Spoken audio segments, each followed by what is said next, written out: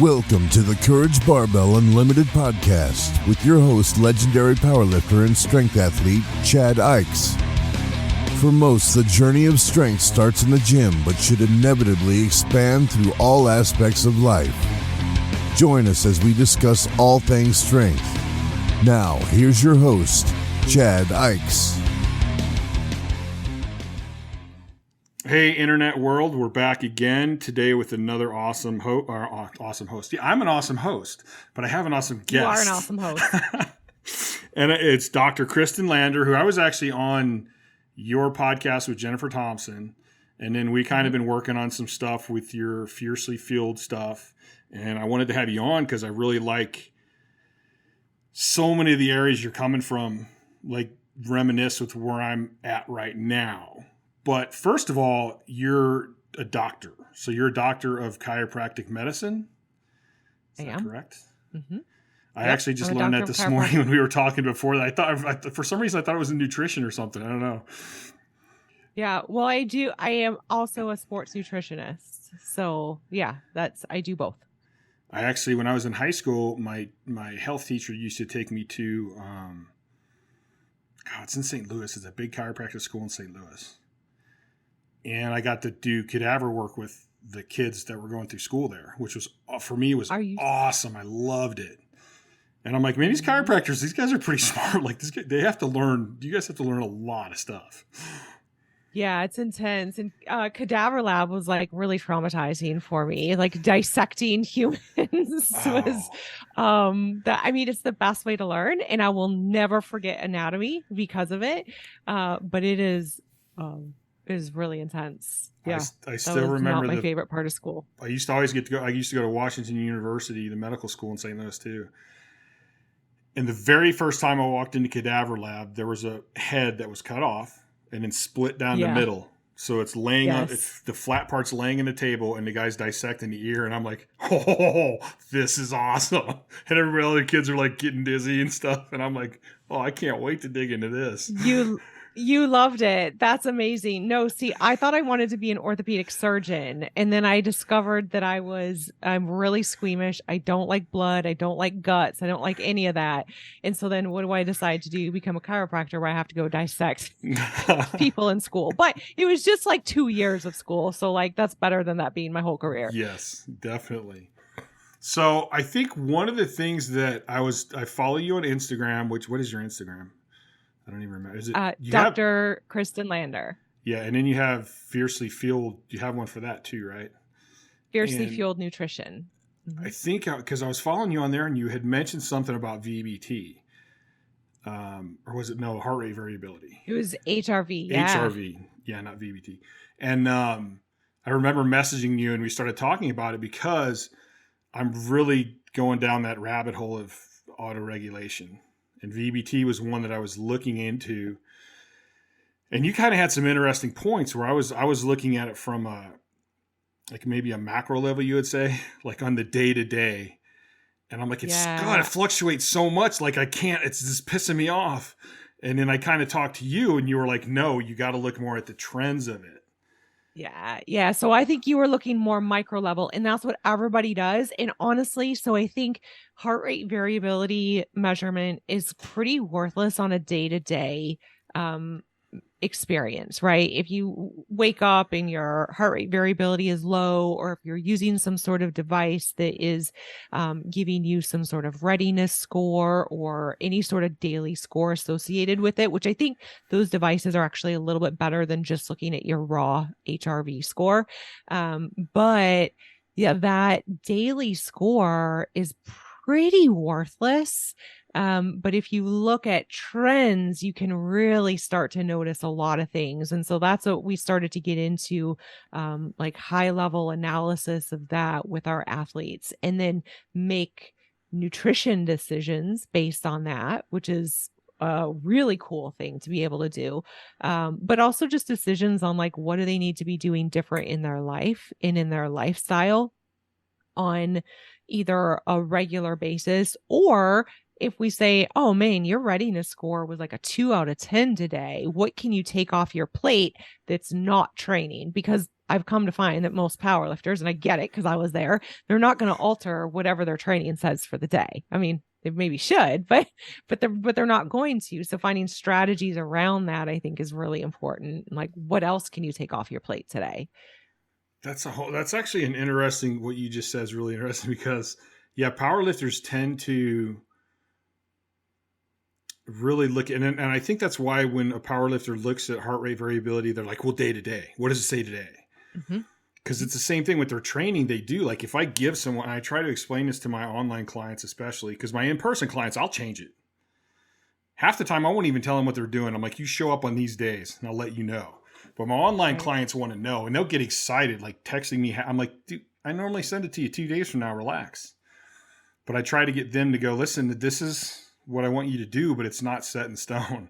Like, you need to learn to adapt it. Yeah. But that's just an interesting point where so many people get, so this is the schedule, this is what I have to do. And they don't think of all the different things that impact our training. And we think, well, I can block it out. I can block it out. I just got to focus on this. And it's like, it doesn't really work that way. Like, you can think you can block it out and you can maybe focus on training, but the stress or whatever all day long has already impacted your body.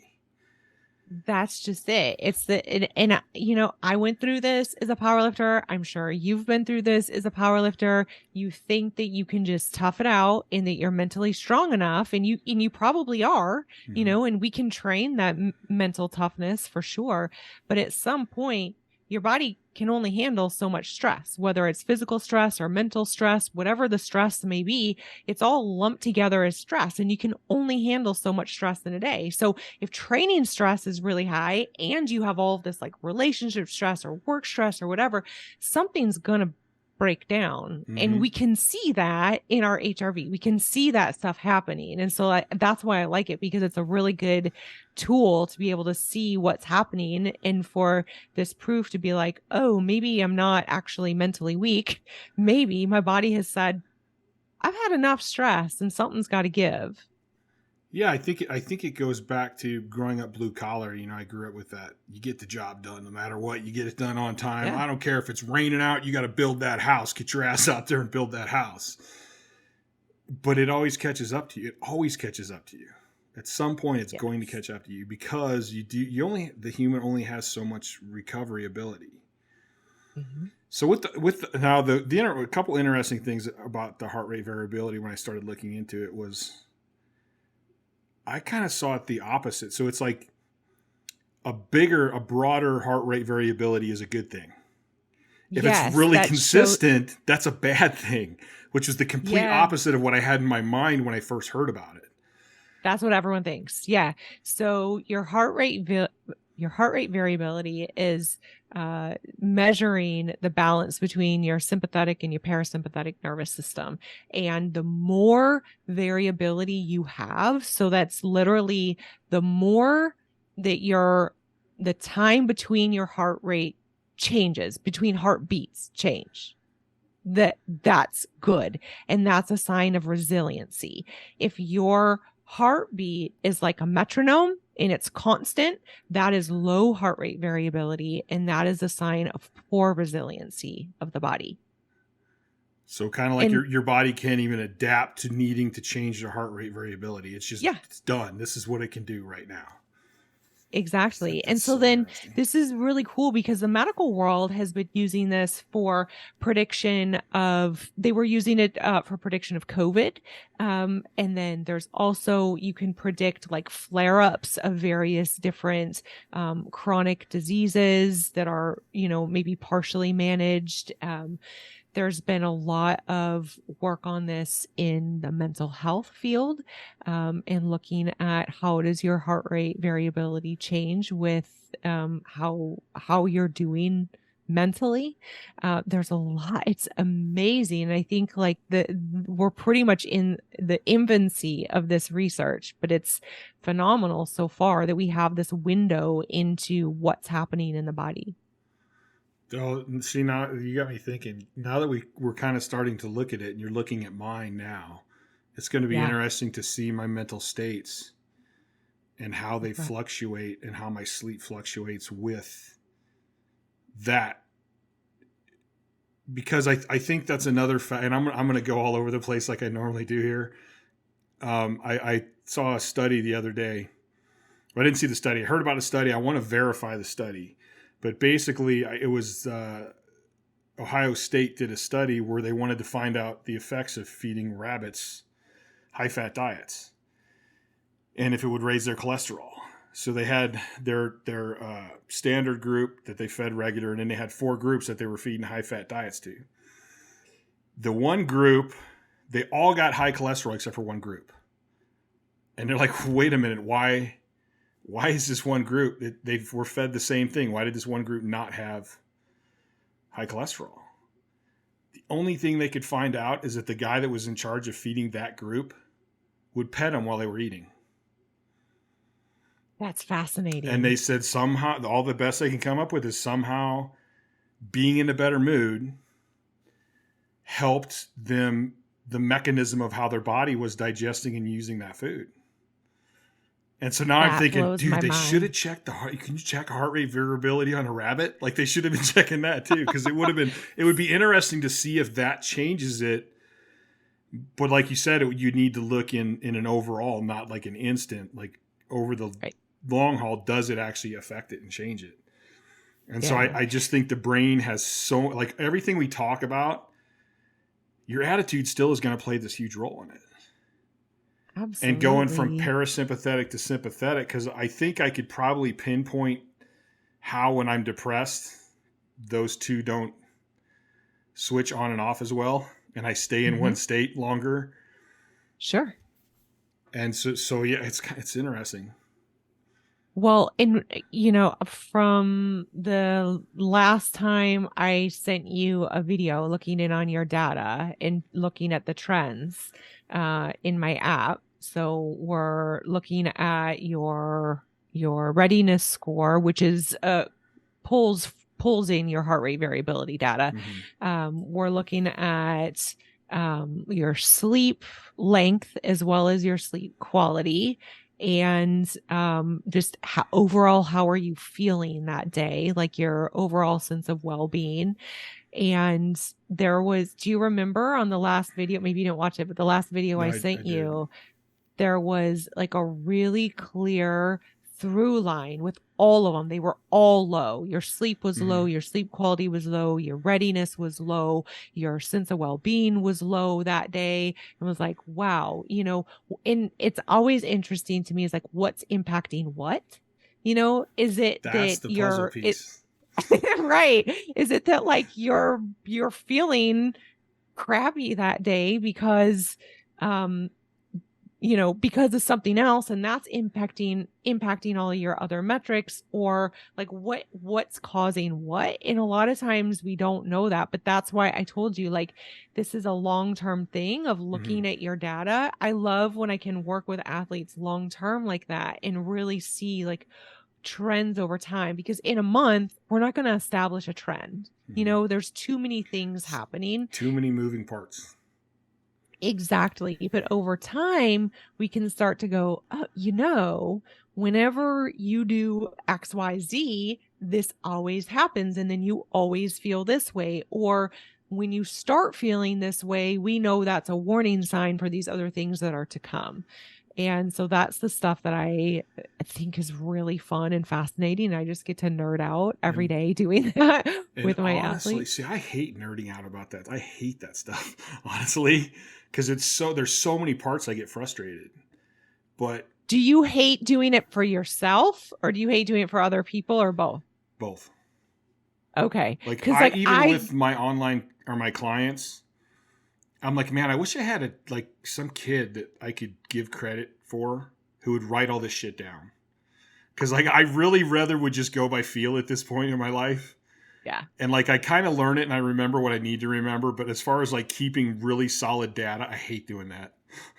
Yes. I can't stand it. But so what you got me thinking. And when I'm talking to people about depression, because I've had my major aspects with depression, I go, you have to get to the point where you start understanding your triggers. and where you start paying attention to them. And like you just talking about that, I'm like, hey, I did that. And I didn't even really know I was doing that. But over the years with my depression, now I know, like, hey, Chad, you're kind of starting to feel down. Like, you need to kind of look at this. And I go, hey, you're feeling down. Usually that has something to do with your sleep. Okay, so look at your sleep. And they go, oh, yeah, my sleep has been off lately. Okay, well, then I need to back a couple things off in my life and make sure I'm getting to bed earlier or give myself a little bit of time to sleep in. And so all my triggers are like little metrics. And so when one comes up, but I couldn't have known that. I mean, that took years for me to come up with and realize that, hey, when this happens, now you need to do this. But it's kind of the same thing. And if we can have the heart rate variability, which is something that's, what's the word where your body just does it? Like we don't have control over it. Automatic. Yeah, isn't there a fancy part word? of your autonomic nervous system? Yeah, it's like we don't have any play over that. That happens, but that could be the thing that you look at to go, wait a minute, something's wrong. Now, over the years that we've been with you, we know that when this happens and it gets to this point, it might be this, and we need to look at that. But even with 100%. The rabbits, you're like, okay, hey, you're not, and this is you probably, I'm sure you've seen this in nutrition. You're like, man, you're doing everything right, but nothing's happening. How's the stress in your life? The person's stressed to hell.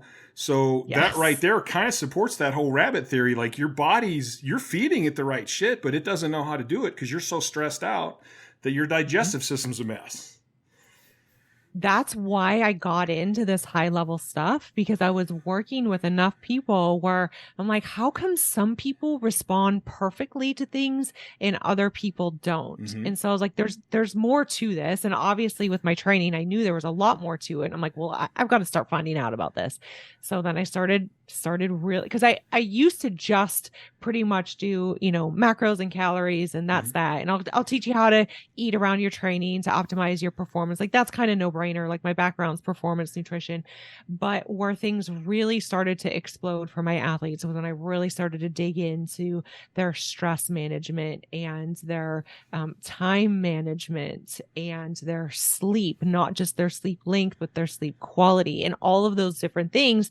And then that's when you can really start to get a clear picture and really coach someone to make improvements in areas where like they think I'm doing everything right, but there's these few things that get left out and they make a massive impact. I mean, literally even just an athlete who is drinking enough water versus someone who's not drinking enough water. I always can see, I've been looking at this, like these graphs that I have in my app and like all of these algorithms that I've built to be able to look at this, that I can tell when an athlete's not drinking enough water, even if they're not reporting their water. And be like, something's way off here. What's your water intake like? And they're like, oh yeah, I drink like 20 ounces of water a day. I'm like, well, there we go. That's why you're not making progress. And they're like, that's not it. I'm like, well, no, you want to test it? Yeah, that's the one thing. We're not making progress. So why wouldn't you try it? Yeah. But it's funny because it's interesting. This kind of takes me back to my whole, well, they're genetic. And I go, well, wait, what is genetics? What is genetic potential? Like if I've seen nerdy kids that are pretty strong, but they can't throw a baseball because they don't have that skill. And I've seen kids that pick up a baseball and they can just throw it hard as hell. So I go, he's not really stronger than all the other kids. He just knows how to do it. And the same thing, that nerdy kid went, oh yeah, computers are ones and O's and you do this, this, and this. And I'm going, how? Like they just understand it. So like, I really think everybody has genetic potential, first of all. They just got to find out what theirs is. But what is it? Like me, I go, listen, I was never a great athlete. I had to work really hard at everything. But I think I genetically was ahead of people because I'm stubborn as hell. Like I just refuse to I refuse to accept that I can't figure it out. So that could be a genetic benefit. So what is your genetic benefit? And is maybe somebody who just drops weight really easy or just puts on muscle really easy. Maybe their genetic advantage is their outlook. Maybe they're this now not pessimistic, but like really over the top positive all the time. So everything that they do, when they do make a positive change in what they're eating, it's a big effect. Or if you have somebody who's really negative and they make that positive change in their food, the effect isn't as good because of their attitude towards it. It's the same thing when I can give you the greatest strength training program in the world, but if you don't believe in it, it's not going to work. I can give you a shitty one, but if you're sold, it'll probably do something. Yes. A lot of that has to do with how much you're bought into it and how much you're going to, how much you're going to push back against that resistance that's going to show up, right? We know there's going to be resistance all of the time in life. Things are going to be difficult, and how much are you willing to push back against that? And if you already think that the program's not going to work, and then you have some resistance that's testing you on that, you're probably like, well, why am I even going to try? Because this isn't going to work. Yeah. But also, I'm sure that you know of this study where they told people that they were on some sort of performance enhancing drug and they got stronger, and they weren't on a performance enhancing drug and they got stronger than the control group just because they believed that they were on a performance enhancing drug. There's actually a lot of placebo studies for all kinds of different things. And the people on the placebos get better. Yes. So like after all these study after study after study, you have to have some willingness to go, my body can do some pretty crazy, amazing shit if I just let it do it. I have a patient who is older and has really gotten into exercise and is asking me a lot about exercise, and like has built out this whole home gym, and he's doing like kind of circuit training type stuff. And honestly, it doesn't matter what he's doing. Like it's good for him. He's moving his body. He's older. But he came into my office the other day and he was like, all right, I have a question for you. How come when I'm doing this circuit and I'm supposed to do like so many seconds on and so many seconds off, and sometimes my mind wanders and I'm able to complete like double the amount of reps that I am able than when I'm actually paying attention? What's happening? And I was like, your mind's holding you back. You think you can only do 15 reps, but when your mind wanders, you do 30. Like that's a clear indication that your mind is holding you back because you think that you can only do so much. So you got to get rid of that limiting mindset. And that's totally true. I can go back to when I worked in physical therapy. I would see people that you're like, man, this person's going to have a tough time. But you go in and talk to them and they're like, nope, I got this. I've been through a lot of shit in my life. This is not going to stop me. And they do great. And then you have somebody who theoretically you're like, they should get through this really easy. But that person is done with life. And they're like, I really don't give a shit anymore. I don't like this pain. I don't want to go through this. And so it's just problem after problem after problem. And I saw that a lot in physical therapy. And now I've been doing some HIIT training, high intensity training, because I think it's fun and I like it. And so I started running some of my clients through it. And it's amazing. And even my clients will tell you, they're like, I had no idea I could do that. Like they don't think they can do that, but I'm there screaming at them and I'm like, no, do 3 more. They're like, I can't do 3 more. I go, just do 3 goddamn more. Do it now. And then they do it and they're done. And they're like, I didn't know I could do that. I honestly thought I couldn't get 3 more. And even like, absolutely empowering for those people. Oh, it's huge. That is so cool. And even when, back when I used to work out at American Iron or train at American Iron. And I would see some of the trainers would take the girls out because they have all the strongman equipment. And like, I used to love watching that because I think girls, it's probably a whole societal thing, but like, oh, you can't do that. You can't do that. And they go out and flip a tire. And like, when they get done, they're so amped up because they didn't think they could do it, but they had a trainer yelling at them, yes, you can do it. Come on, go for it. And then they do it. And it's like, oh man. And I think even with, Dave at Elite FTS, he's doing his, what's the one he's doing now? What's it called? I can't remember what it's called. But basically, he's pushing people. It's like train your ass off.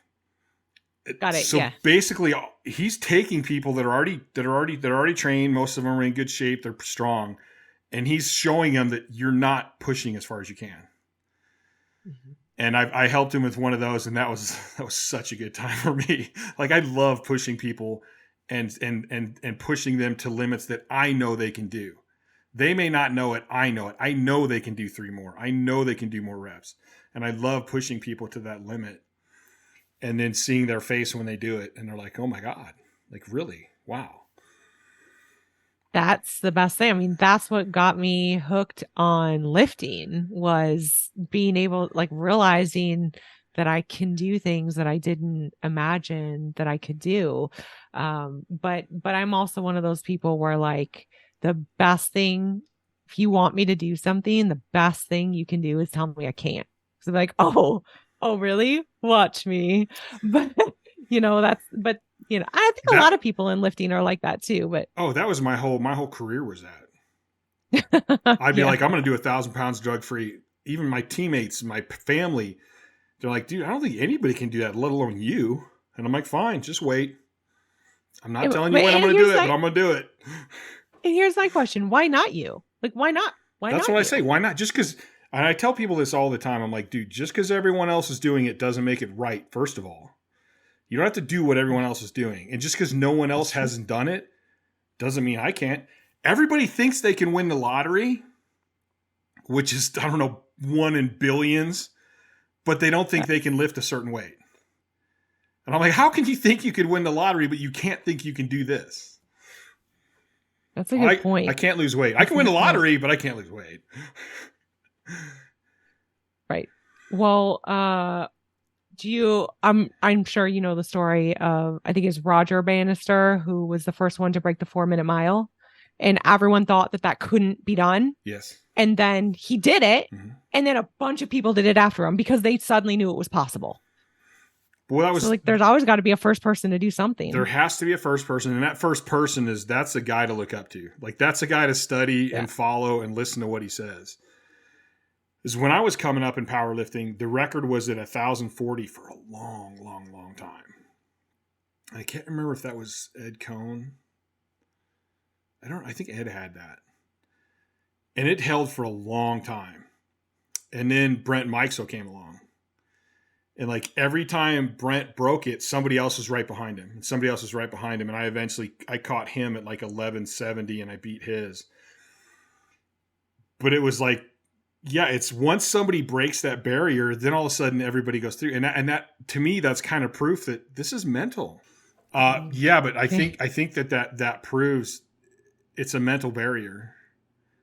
So then I go back to the interesting thing is I've never really thought about it. I mean, I think I kind of have, but you know how when you're thinking about something, sometimes you're like, ooh, I never really put it in that actual point of view. And now I'm going, wait a minute, why did I always think, oh, me lifting, it's mental? But I never really thought about, hey, when I eat, I need to think about my body's going to use this fuel properly. My body's going to turn this into muscle and it's going to burn my fat. Like, why not think about those things? You know, when I'm out walking, I should be thinking, at least at some point during my walk, all right, my body's burning my fat up. Right now I'm using my fat as energy. I mean, if I can mentally get myself to lift that weight, why wouldn't it be the same making my body be more efficient, you know? Get your body to do stuff. Pay someone to pet me while I'm eating so I don't get high cholesterol. Yes. That's the best takeaway of this entire episode is get someone to pet you while you're eating. My cholesterol problems are gone. Yes.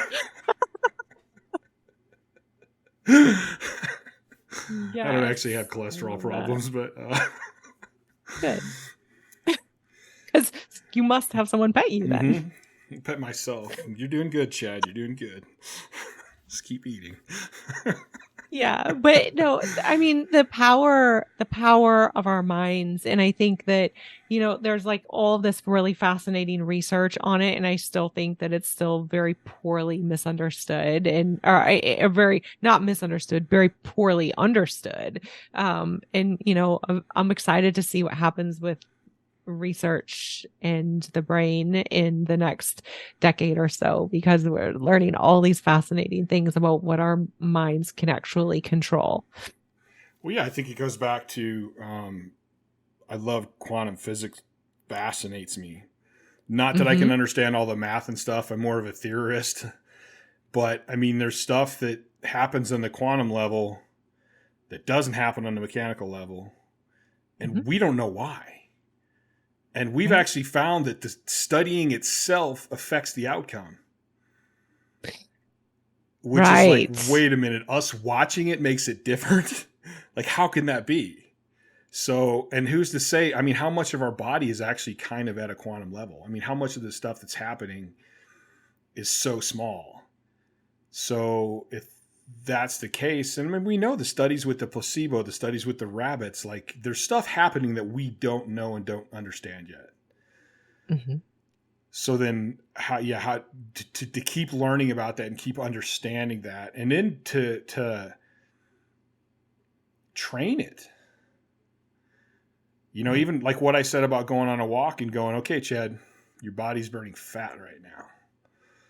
Like that's kind of training. I mean, you got to train your body to kind of start looking at things that way and help your body be through. And you know, if you wake up, and this is going to be a little different with like clinical depression, but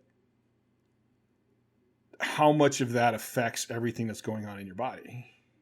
Oh, 100%. That is affecting a lot of things that go on in your body. We know that. Like, we know that there's this connection with the gut, right? And neurotransmitters in the brain. And so, and your gut controls a lot of things in your body, which come down to like how it's functioning, because it's how is it digesting the food that you're taking in? How is it distributing those nutrients? So it's going to affect your health. It's going to affect your performance in ways that you can't even comprehend. And it's not even like just rise above it and do it. It's beyond that. Like it's on the cellular level. Yeah. And I mean, it's crazy because I've always been one, like, I think the body has a limited recoverability. But if I'm talking psychologically like this, why? Why can't I make it recover faster? So then I'm going to lead myself down some crazy rabbit hole. But I do think, I mean, you can only take in so much food. You can only sleep so much. Right. There is a point where it can only recover so fast. Yeah, there's going to be a point of diminishing returns with that stuff, right? Like, okay, yeah, go ahead and sleep for 20 hours of the day, but like this, you're not, I mean, there's diminishing returns on sleep, right? Yeah. And same thing with food. Like, yeah, okay, you can take in more food, but at some point you're going to go so far into a caloric surplus that now we're going to have other issues that we have to deal with. Yeah. So, yeah, you know, I think that there is a little bit of a limit on it, but you know, you can improve your recovery so much. And when I tell people that I do nutrition and recovery coaching, they're like, cool. So you're going to like coach me to do like ice baths and stuff. I'm like, no, that's not the kind of recovery that I'm talking about. I'm talking about, we're going to look intimately at how your body is utilizing the nutrition that we're giving it. And how can we change that to improve your recovery? And how is that impacting your sleep? And how is your stress management or lack of stress management impacting everything in your time management or lack of time management? All of it plays into this big recovery piece. And if you can recover harder, that means that you are going to have so much more resilience. You can handle more stress. So now you could train harder, or you could, you know, if you've got some big projects of work or something, you can push harder on those still while training harder. I mean, it's amazing the things that we can do if we focus on the things that our body require for recovery. See, that's another interesting one, because people always want to train more. They always think they need to train more. Yeah. But how many people think about recovering more or recovering No, they harder? don't.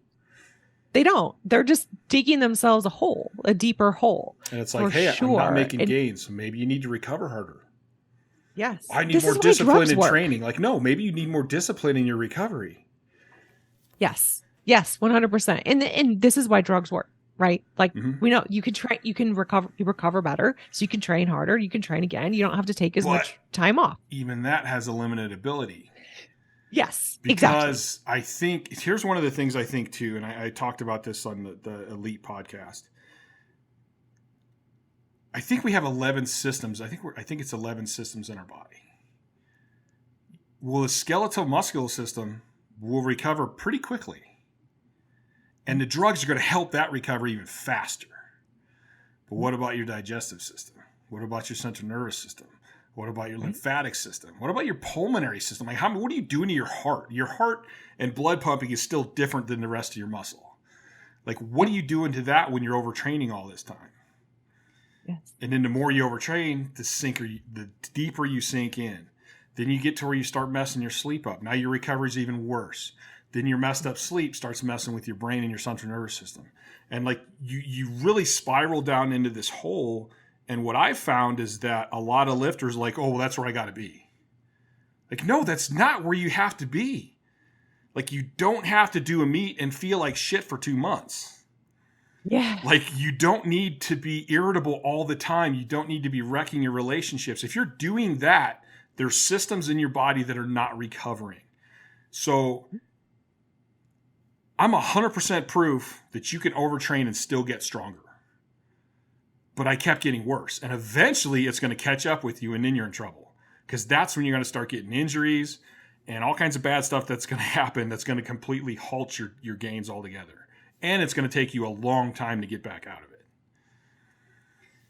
Yeah, and that's the sad thing because it doesn't have to be that way. And a lot of times people have to learn that the hard way. And then they're like, oh, shit, here I am. Like, now what? I mean, I think we talked one time where you were saying your clients are like, man, I did my meet. I did better than I've ever done.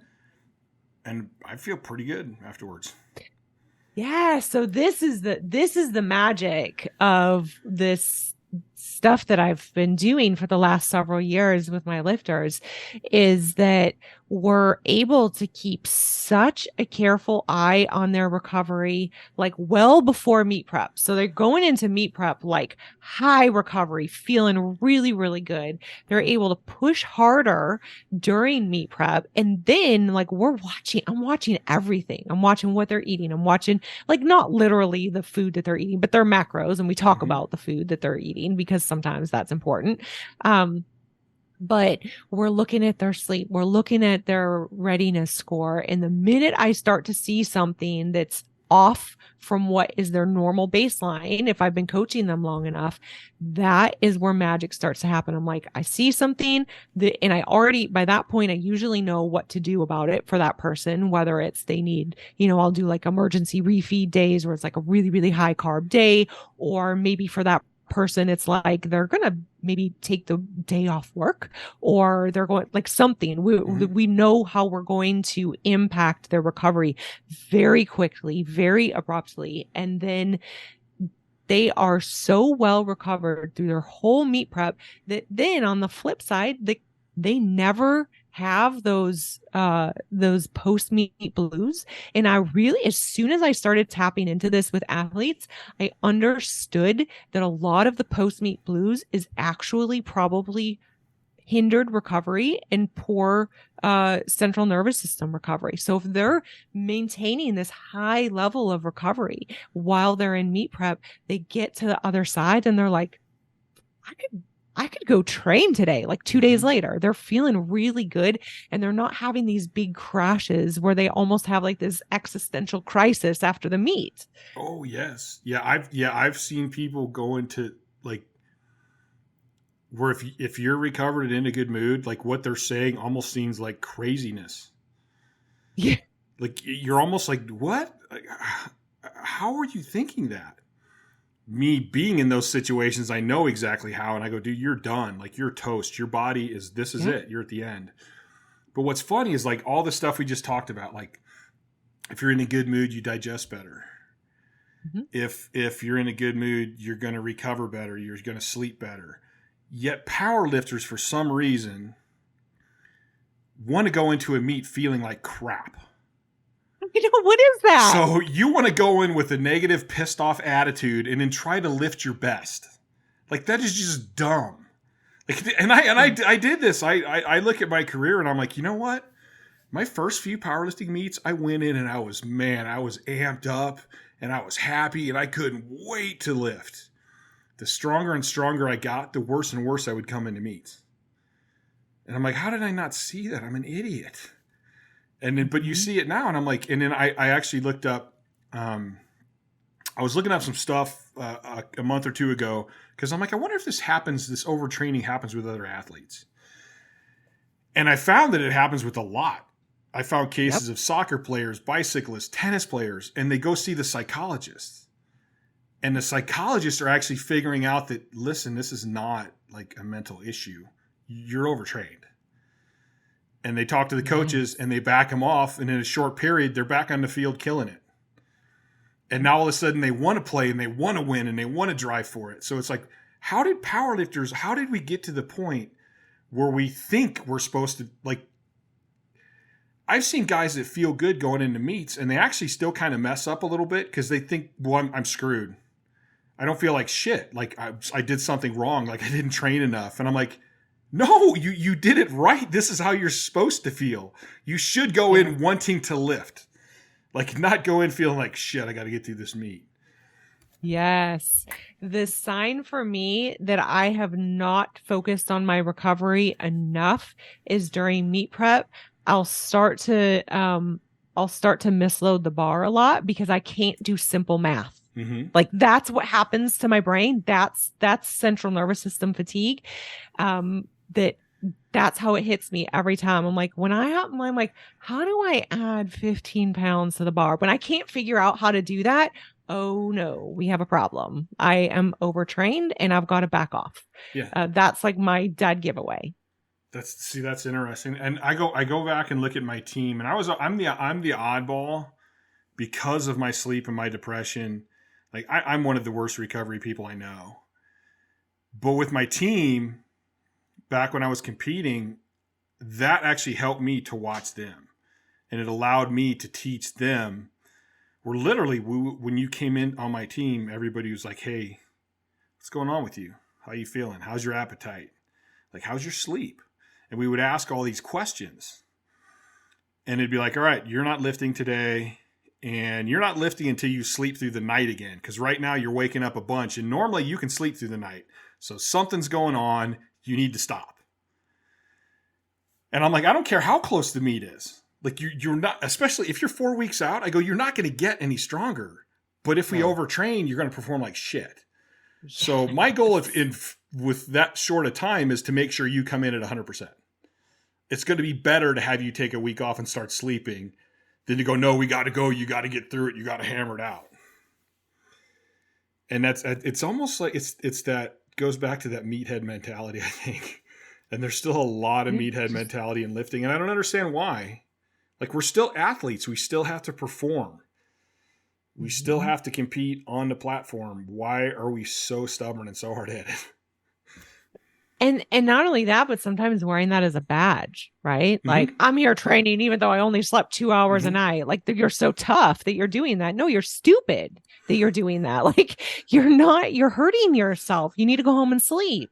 That's so funny because when I first started my team and I recruited guys, I eventually got them all to stop drinking. Because they'd come in and they're like, yeah, I was at the bar till 2 a.m. And I'm like, dude, don't act like you're tough. You're an idiot. Like, if you were tough, you would have went home and went to bed. But you couldn't say no, could you? That, a friend of mine once said to me, like, anyone can be addicted to going to the gym and just push really hard. But it takes someone who has the mental toughness to be able to step back at the right times so that they can push hard again. Because any of us can go and work hard and train hard. Like, that's easy. That's easy to go and push yourself till you want to die. Like, at least for me, that's always the easy part. The hard part is to do all the rest and take care of myself and to maybe like, today's not the day I was going to hit a heavy single and I was hoping I was going to PR, but you know what? Today's not the day to push for that. I've always said the hardest thing I ever did in powerlifting to get strong was not training as much. That was hard for me. Yeah. That was really hard. And I even heard, I can't remember the bodybuilder. I was watching one of the bodybuilders the other day. And he's like, you know what? You go to any gym in America. You see guys push themselves hard in the gym. You see a lot of guys push themselves hard in the gym. But how many really big, really lean guys do you see? He goes, because it's easy to go to the gym and work out hard. It's hard to do all this other stuff away from the gym that you need to be doing. Or it's hard to go, no, today I can't go heavy. Today I have to back off. Like, I love going heavy. I just did a like 35-minute session before this. And right now I'm pretty much doing like kind of old school HIIT training. I love going in there and just going, okay, how hard can I go? But I have to set a timer for myself. I got to go, you got to be done in this amount of time. So go as hard as you want, but you can only go here. And then I'm getting into my recovery drink. I did that right afterwards too. Good. But I mean, that's the easy part. The hard part is all this other stuff. The hard part is where I think I would like to lead this into, it'd be to like that mental training and going. And I think I kind of did that in my powerlifting career too. It's kind of like if somebody cuts me off, I can get all pissed off. I can get all enraged. I can bitch about it the whole rest of the day. But I just created a ton of stress for myself. Yep. I also had the option to go, that sucked.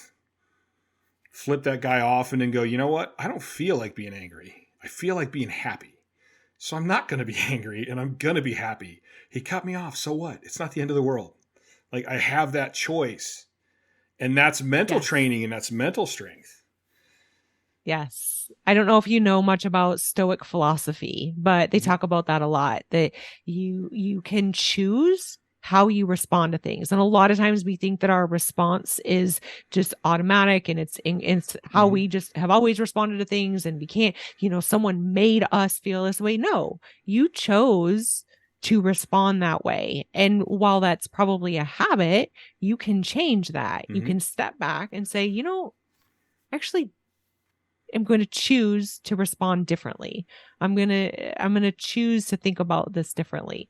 I actually learned that after my divorce. I didn't want to be divorced. I didn't like being divorced. So I needed to figure out some idea what went wrong and how I could be better and whatever the only thing I could change is me. So I wanted to know, what is my role in this and how can I be better? So I went down this rabbit hole of communication. And that's actually where I first started working on that.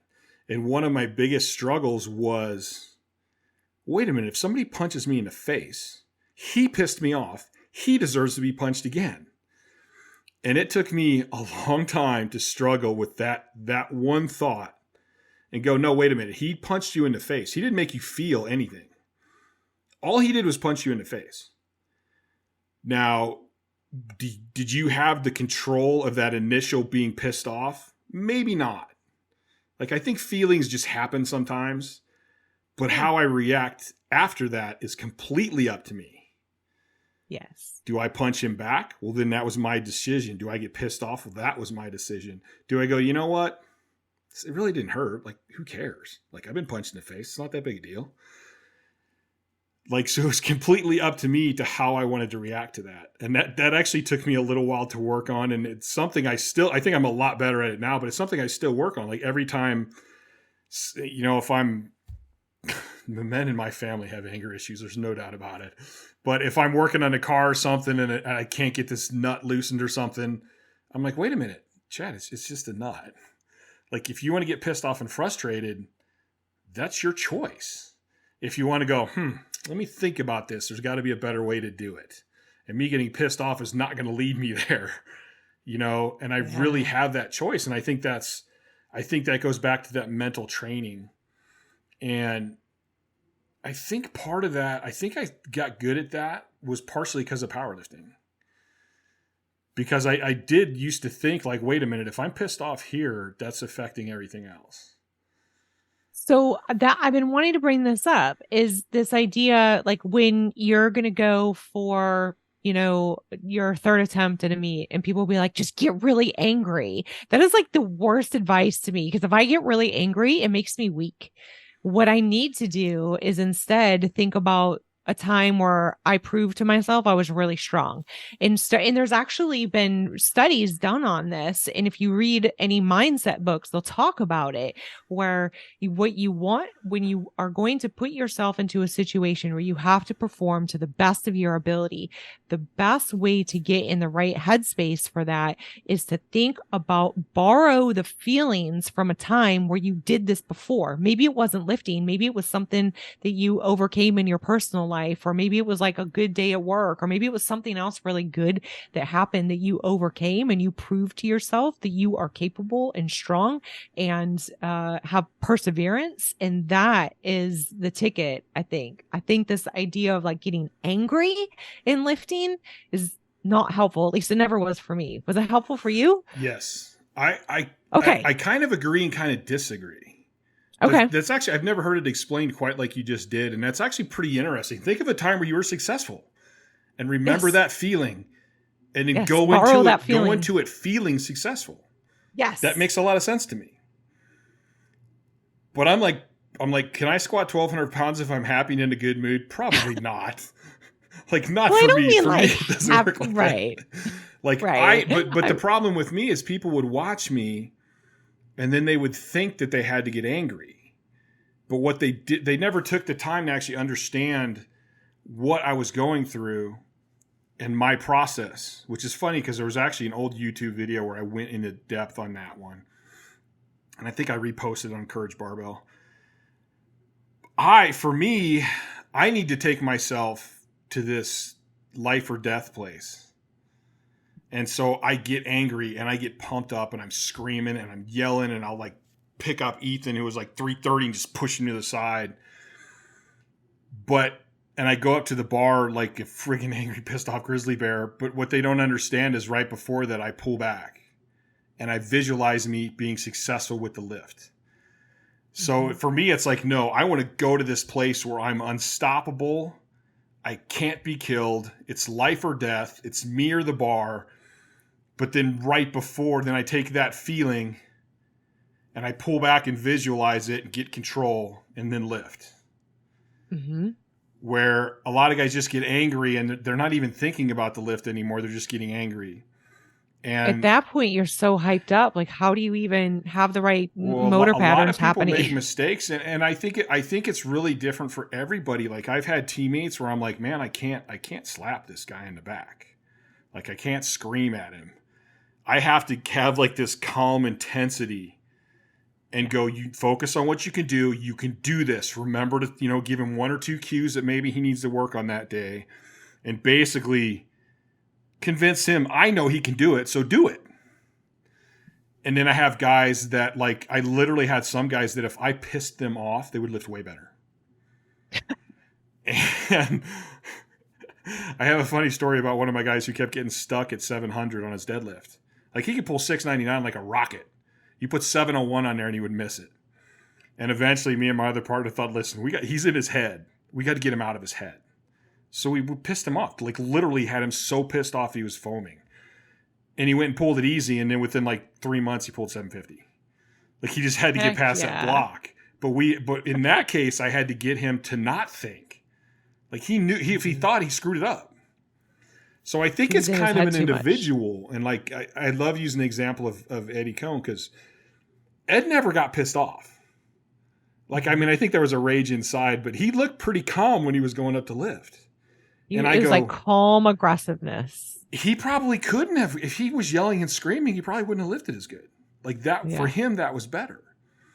Right. I actually did a competition where I went, hey, you know what? In this deadlift, I'm just going to stay calm. I'm going to be so calm. And I'm whistling and I'm chalking my hands up. And I look back and my teammates are like, what the fuck are you doing? And I went up and missed the lift. And they're like, what was that bullshit? And I go, okay, calm may not be the way, but how did I know till I tried it? You got to try. They still make fun of me because of that too. So I think that's a little bit of an individual thing, but I think what happens is I think a lot of people see somebody get pumped up and they think they're that way the whole way. And I really don't know that many good lifters that don't pull it back right before. And that's an art form too. Like, I had to, I started working on that throwing in high school. Like where I had to get pumped up, I had to get, probably because of my sleep and my exhaustion all the time, like I had to get my adrenaline going. But then I had to pull it down and focus. Because my dad actually started teaching me visualization when I was a kid. So I had to kind of tap into like, no, I got to get this anger and this adrenaline up, but then I got to pull it back and like know what I'm doing. I can't just go in it like a wild animal. Yeah, that's right. You have to have the ability to turn it on and turn it off. Mm-hmm. And you got to turn it on quickly, and you got to be able to turn it off quickly. And that's another thing throughout a meet. When I was young, I would do that the whole meet. When I played football in high school, I was amped the whole time. And it was you're just wearing yourself so out. Exhausting. It was so exhausting. And I had to learn to come up and back down and to be able to regulate, which is still hard on you. But if you can regulate it, like you'll see me, I'm cool till my wraps go on. Then I change. As soon as the lift's over, maybe pump my fist, and then it's like right back down. But again, it's like all of this stuff is training. I want to do another podcast. Maybe I'll do one later tonight. I had this thought the other day. I'm interviewing you and I'm talking all the time. It's kind of funny. Have you seen Gran Torino? Oh yes, I love that movie. Do you remember when the kid comes over and he's like, I need to fix this or that? And he's like, yeah, let's go into the garage. And the kid's like, how did you get all these tools? You have so many tools. Do you know what they're all for? And he's like, you don't get these in a day. Like, this is a lifetime of collecting tools. Yeah. And so I've been thinking about that. And I'm like, if I go back and I have this wealth of knowledge in strength training, if I go back, it was little tidbits here and there. There was never this time where I learned all this stuff. And you didn't just sit down and learn it in a day. Yeah, and I remember every time I'm like, dude, that's another tool. That's another tool. That's another tool. And I always looked at it as like filling my toolbox with tools. And even if I learned something from somebody and I'm like, man, it's not really working for me. Well, I don't want to forget it because it might work for me later. Or it might work for somebody I'm helping. Or I might just be able to pass this knowledge on to help someone else. So I'm always trying to remember all these things. And I think in life, a lot of times, and especially like in with your nutrition and stuff, you didn't get heavy in a night. You didn't get heavy in a day. You got heavy over years. It's going to take years to get thin. Well, maybe not years, but I mean, depending on how fast you go at it, like it's not going to happen right away. Everybody wants to bench 400 or 500 pounds in the first year. It's like, it's not going to happen. There's a few freaks it might happen for, but generally it's not going to happen. And I think we want to do everything too fast. We want everything immediately. We want it yesterday. And that's the hardest thing. And especially, I mean, okay, so we're going to talk about weight loss and we're going to talk about an athlete, a competitive athlete who's trying to lose weight. Like now we have this special case because you can't just starve yourself. I mean, no one should be starving themselves, but you have to be able to perform and you have to be able to recover. And when you are in a caloric deficit, by nature, your body's not getting all of the raw materials it needs to recover. So you're already hindered in your recovery. And the more aggressive you go in weight loss, the more under recovered you are. And you just dig this hole deeper and deeper. And so, yeah, that's a whole special case, right? And that was one of the... You don't want to lose muscle. You want to lose the fat. Yeah, exactly. And if you are starving yourself and you're losing your muscle, then you're not, what's the purpose? Then what are you doing? Yeah. Right. And I always say that, like, if you're getting weaker in the gym, then what is the point of what we're doing? If you are a competitive athlete and you care about your performance, what is the point of what we're doing? And that's how I made a name for myself, is because a lot of people used to think that you could just maybe at best maintain your strength while you were losing weight, changing weight classes, whatever. And I was like, that's actually not the case. You can get stronger. My athletes get stronger all the time. And people are like, stop it. They cannot. I'm like, they do too. And so then I started having coaches taking note, like, what are you doing? They're losing weight and they're getting stronger. I'm like, because I'm using science to help me out. Like I'm not just assigning them a 1,200 calorie diet. Like I'm using tried and true methods that show up in the research over and over and over again, which have to do with, getting the protein at the right amount, getting their carbohydrates at the right amount, making sure that that they're their fat intake is high enough that their hormones aren't taking, making sure that we're not going too fast in a deficit. There's all of these things, these moving parts that have to be accounted for and calculated for when you've got an athlete who is trying to lose weight. And because otherwise you're defeating the purpose. I really like that, because that's one of those instances where everybody, oh, you can't do that. You can't do that. You know what? I don't care what all you people think. I think you can do it, and I'm going to figure out how to make it happen. And you're proving that you can do it, which I've never had to worry about that because I was always super heavyweight, but I'm like, why couldn't you get stronger and get leaner at the same time? You can. I mean, I can see it's like if you take an average person who doesn't even train and they go, hey, I'd really like to lose 20 pounds. You're like, pfft. Like, I can do this like with my eyes closed. This is not even that complicated. But you take an athlete who's already lean, who's already a high performance level. I mean, it's like a bodybuilder. If you compete at 275, putting 5 more pounds on is a lot. If you're a skinny kid who wants to put 5 pounds on, that's easy, piece of cake. You know, the better you get, the harder it is, and that's where the science, and I think it becomes more and more specific. But I also wonder if a lot of people, like, they first start and they go, well, who's the best? And I'm going to follow what they're doing. It's like, well, no, you need to kind of go back to where did they start? That you need to go to where they started, not to where they are now. Yes, 100%. So that you can't just like walk into the gym and do, so Jen Thompson, perfect example. I cannot do Jen Thompson's program and bench 330. That's just not going to happen. Like, I need to do all of the things that Jen has done over the last 20 years to be able to bench that much. Yes. And it still might not even work, like things have to be very individualized. So here's another thought. This is interesting to me. So we've already discussed how much the mental role actually plays. So if you take somebody who's new and you put them on this crazy diet or this crazy training program, how is that going to affect them mentally? Like, if you have somebody who eats just crap and now you're like chicken and broccoli, like, how are they ever going to keep up with that? If you went in a stage of like, okay, what do you eat now? Oh, but you basically eat frozen pizzas, ramen noodles, and candy bars. Okay, let's add in like 2 salads a day. Yes, 100%. So that's whenever I have athletes coming in where their diets are not good, like they're just not eating very much nutritious food. I don't like to put like morality on food, like if you want to eat pizza, you can eat pizza, that's cool, but we also have to get these other things in, and that's literally where we start. We don't take away anything. You start by adding stuff, because then people are going to be a lot more successful and stick with it. You can't take someone who lives off of McDonald's and pizza or Chick-fil-A and then like have them start only living on, like you said, chicken and broccoli or salads. Like that is never going to work. They are going to fail in the first few days. But if you say, you know what, you can actually keep eating all of that stuff. All I want you to do, I want to get in some high quality proteins. I want you to have like a chicken breast every day, or maybe even a whey protein shake. You can even make it taste good if you want.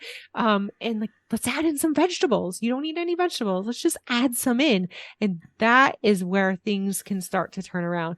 And I was just thinking about this the other day, where my, like my fallback foods when I'm like, I just don't feel like cooking, is like, somebody would probably think was punishment, right? And like, it's like going to be a chicken breast and some broccoli that I have in the freezer, because I know what I need to meet my goals. If I don't feel like cooking, I've got stuff like that in the freezer, and it's no big deal. And that's what I eat, and I don't care. But back when I was in college, like what it would have been like a box of mac and cheese or something like that. And so it takes time of working on these things. And like you said, building up your toolbox to get to this point where suddenly things look very different, but you don't get there overnight, and you probably aren't even going to get there in a year. I think an interesting thing about that, and I would say I've probably done this, because when I was powerlifting, it was different. It was different when I was lifting. There was this crazy excess of everything, and just characters and craziness. And it was like, I need to get like 5,000 or 6,000 calories a day. Like I need 400 grams of protein. I don't give a shit what it is. If it's a box of Crunch Berries, then that's what it's going to be. But over time, and I'm still kind of going through this now, where I think sugar is basically the devil. Like sugar is horrible, but God damn it, I love it. So the more I eat clean and then I go back and eat some shit, I wake up the next day and go, fudge, man. I feel like crap. And the only thing I did was I ate all that crap food yesterday. And then you kind of start thinking, hangover from the bad food. Yeah, you kind of start thinking, was it worth it? Like, yeah, you enjoyed the food, but how long?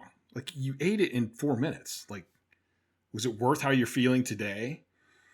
And so I think over time, if you start eating healthy and you start paying attention, it becomes easier and easier and easier to eat healthy. And which I think goes back to people like, I want to be a bodybuilder, and they look how a pro bodybuilder eats and they go, oh my God, I don't know how they do it. It's like, well, how long have they been doing it? What were they eating like when they started? Like, and then they've had all these years to go on and off and see what the effect is and go, wait a minute, that's not really worth it. Like to do that. Yeah. There's actually some really interesting, speaking of like food quality, there's some really interesting research, and I would be curious for you to try to do this on yourself. There's really interesting research that you can look at, like a HRV reading after you eat certain foods, and you can literally see a physiological response to those foods. And so that you can start to gauge what foods maybe aren't the best for your body. And it's probably different for everyone. I mean, I would argue, there are some things that are obviously going to pop up for everybody. Like we know that alcohol really depresses your HRV for quite a while. Really? But yeah. Oh yeah. Do you drink at all? Rarely. Okay. Yeah. So every one of my athletes who drinks and we measure their HRV, they start to see their HRV. Like if their readiness score on a scale of 100 is normally 80 to 100 any given day, after a night of just a couple of drinks, like it doesn't even have to be like serious binge drinking. It might be 20 or 30 the next day.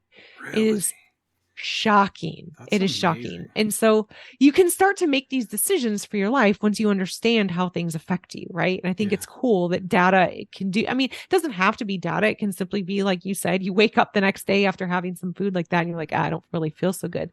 But, there's this interplay between how what we put in our body affects all of its functions. And that's going to show up in various different ways, and probably different for everyone. Like maybe it would be GI distress for one person. Maybe it might be just like feelings of lethargy for another person, or perhaps for another person, it might be someone who's experiencing clinical depression. It might be that their depressive symptoms are much worse the day after foods like that. What about the person that's getting petted while they eat it? Well, we know that their cholesterol is going to be fine. So, no, I think I've always told people too. I go, if you're having trouble gaining weight, I go, I don't recommend this. This is not healthy for you. Don't allow yourself, if you're like, oh, I'm a hard gainer or whatever, sleep less than 4 hours a night. Guarantee you will start putting on weight. Guarantee it. Yeah. Probably not going to be the healthiest weight. Not the best thing for your body. But I've had enough experience with sleep issues that it's a whole lot easier to put on weight when you're not sleeping. Yeah. And if you want to try to get lean when you're depressed, good luck. Such a good point. It becomes much harder. You can eat as clean as you want. And if you're severely depressed, you're going to stay the same, if not get worse. That's depressing. But it's true. It's true. And I have experienced that with a lot of athletes myself. Well, one of the first times that you and I talked, I shared with you that the reason that I got into nutrition and lifting to begin with was that I suffered from severe clinical depression as a teenager, and had very severe reaction to antidepressant medication. And so I cannot ever take antidepressants in my life because of what happened. And so it probably, because what it did was my mom, who has like no training in health at all, recognized that when I exercised, my depression was better. And when I didn't exercise, it was worse. So she was like, I think you need exercise. I was like, I freaking hate exercise. I mean, I was an athlete growing up, but so I liked doing sports, but I didn't like just exercise. Like I did in my mind, exercise was running and I hated running. I was like, I don't want to do that. So she's like, well, find something. Isn't there something that you could like? And so I walked into a gym and I, did go to the weight room when I was in high school in sports. And so I knew that I like those were my favorite days. And so I was like, yeah, I think I like lifting. So I'll give that a try. And so then that snowballed into like figuring out what putting in my body did to my mind. And so that's how I manage my mental health is through exercise and diet. And there are times where, in fact, during COVID and the gyms shut down, my husband not everybody has this ability to do this, but my husband built me a shed. I had some equipment, but I didn't have a garage or anything to lift in. And so he built me a shed to lift in because I was like very quickly identified that I was not okay. So, and same thing, if I eat like crap for, if I eat like heavily processed foods for days, multiple days, my mental health starts to go down. And so that's how I manage it. And it's incredible to see the effects of that stuff. Mm-hmm. It's interesting though, because I think that like a lot of people don't, how would I say this? Even with, I'll tell people they're overtrained. I go, you're overtrained. It's like pretty obvious. They don't want to hear it. No. Like they will completely and utterly ignore what is completely and utterly obvious to me. I think people think it's an insult, Chad. Mm-hmm. Do you think they think that they can't handle it? With men, they're like, you're saying I think that it's an ego hit. Yeah, I can't. Sure. I can train harder, and I'm like, I know you can train harder, but it's not going to get you where you want to go, and it's going to make you worse. I had a coach one time back when I was a Olympic weightlifter. My coach at the time, I was training 5 days a week, and it was like, I think we need to go down to 4 days a week. You're a master's lifter now, and I was like, no. I can do 5. And he was like, no, I think you need to go down to 4. And I fought him for like a year on it because I thought he was saying I couldn't handle it. And I wish he would have just like shook me and been like, listen here. But he didn't. Once I finally agreed to go down to 4 days a week, my strength exploded. Mm-hmm. Well, it's kind of, I think because I was under recovered. The same thing happens with food though. Is I'll be like, hey, if you add some vegetables in, vegetables don't work for me. I've tried that. I'm like, no, you haven't. It's like people don't want to recognize that they need to change, and they'll fight it. Like one of the things I did. This is a funny story. I had a guy call me who basically was ready to quit powerlifting.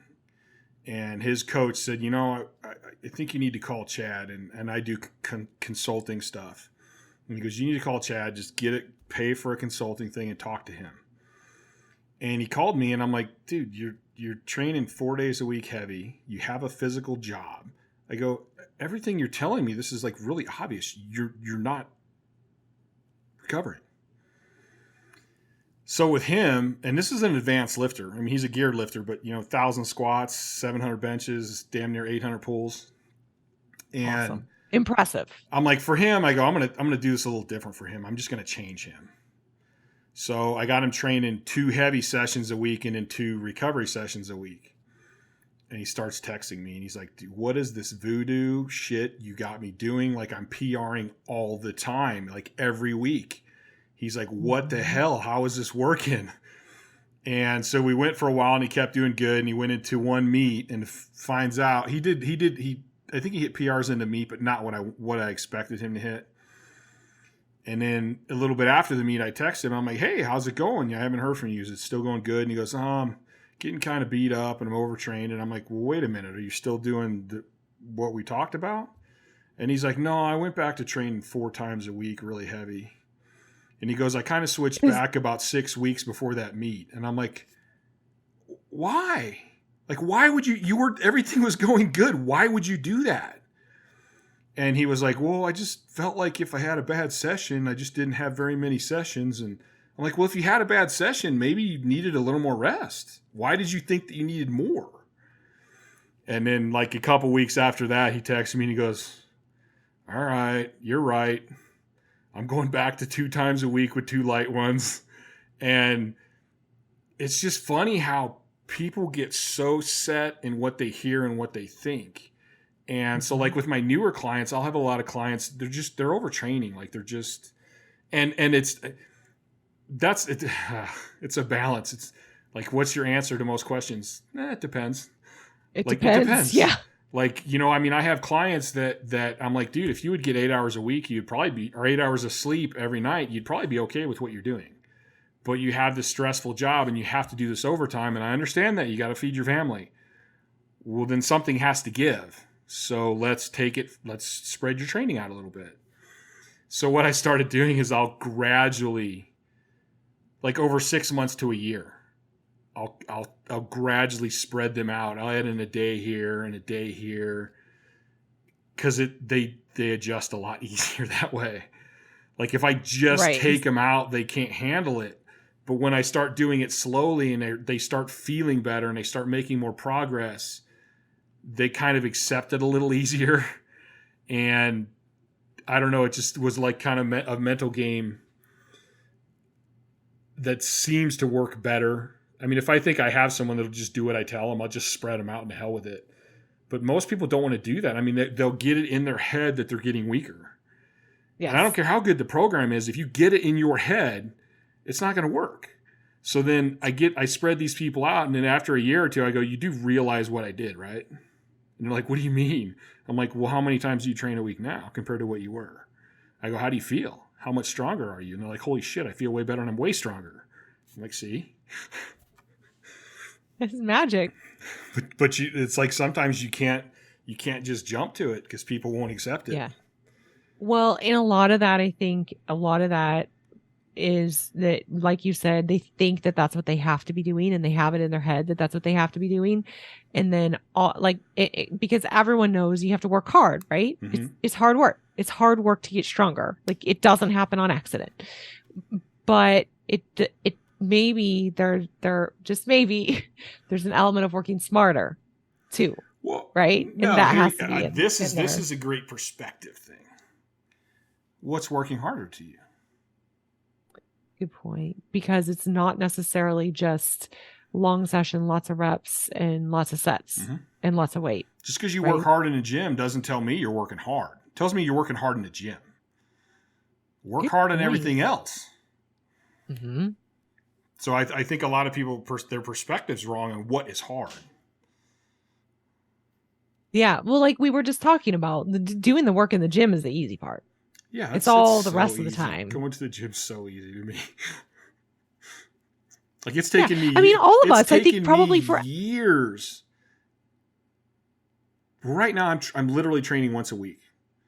Because I know when you told me that, it blew my mind. I really want to find, and this was something I heard. I think I heard Mike Mentz or Arthur Jones. One of them said it. Like, what is the minimum amount of time it takes to stimulate growth? And why are you doing anything more than that?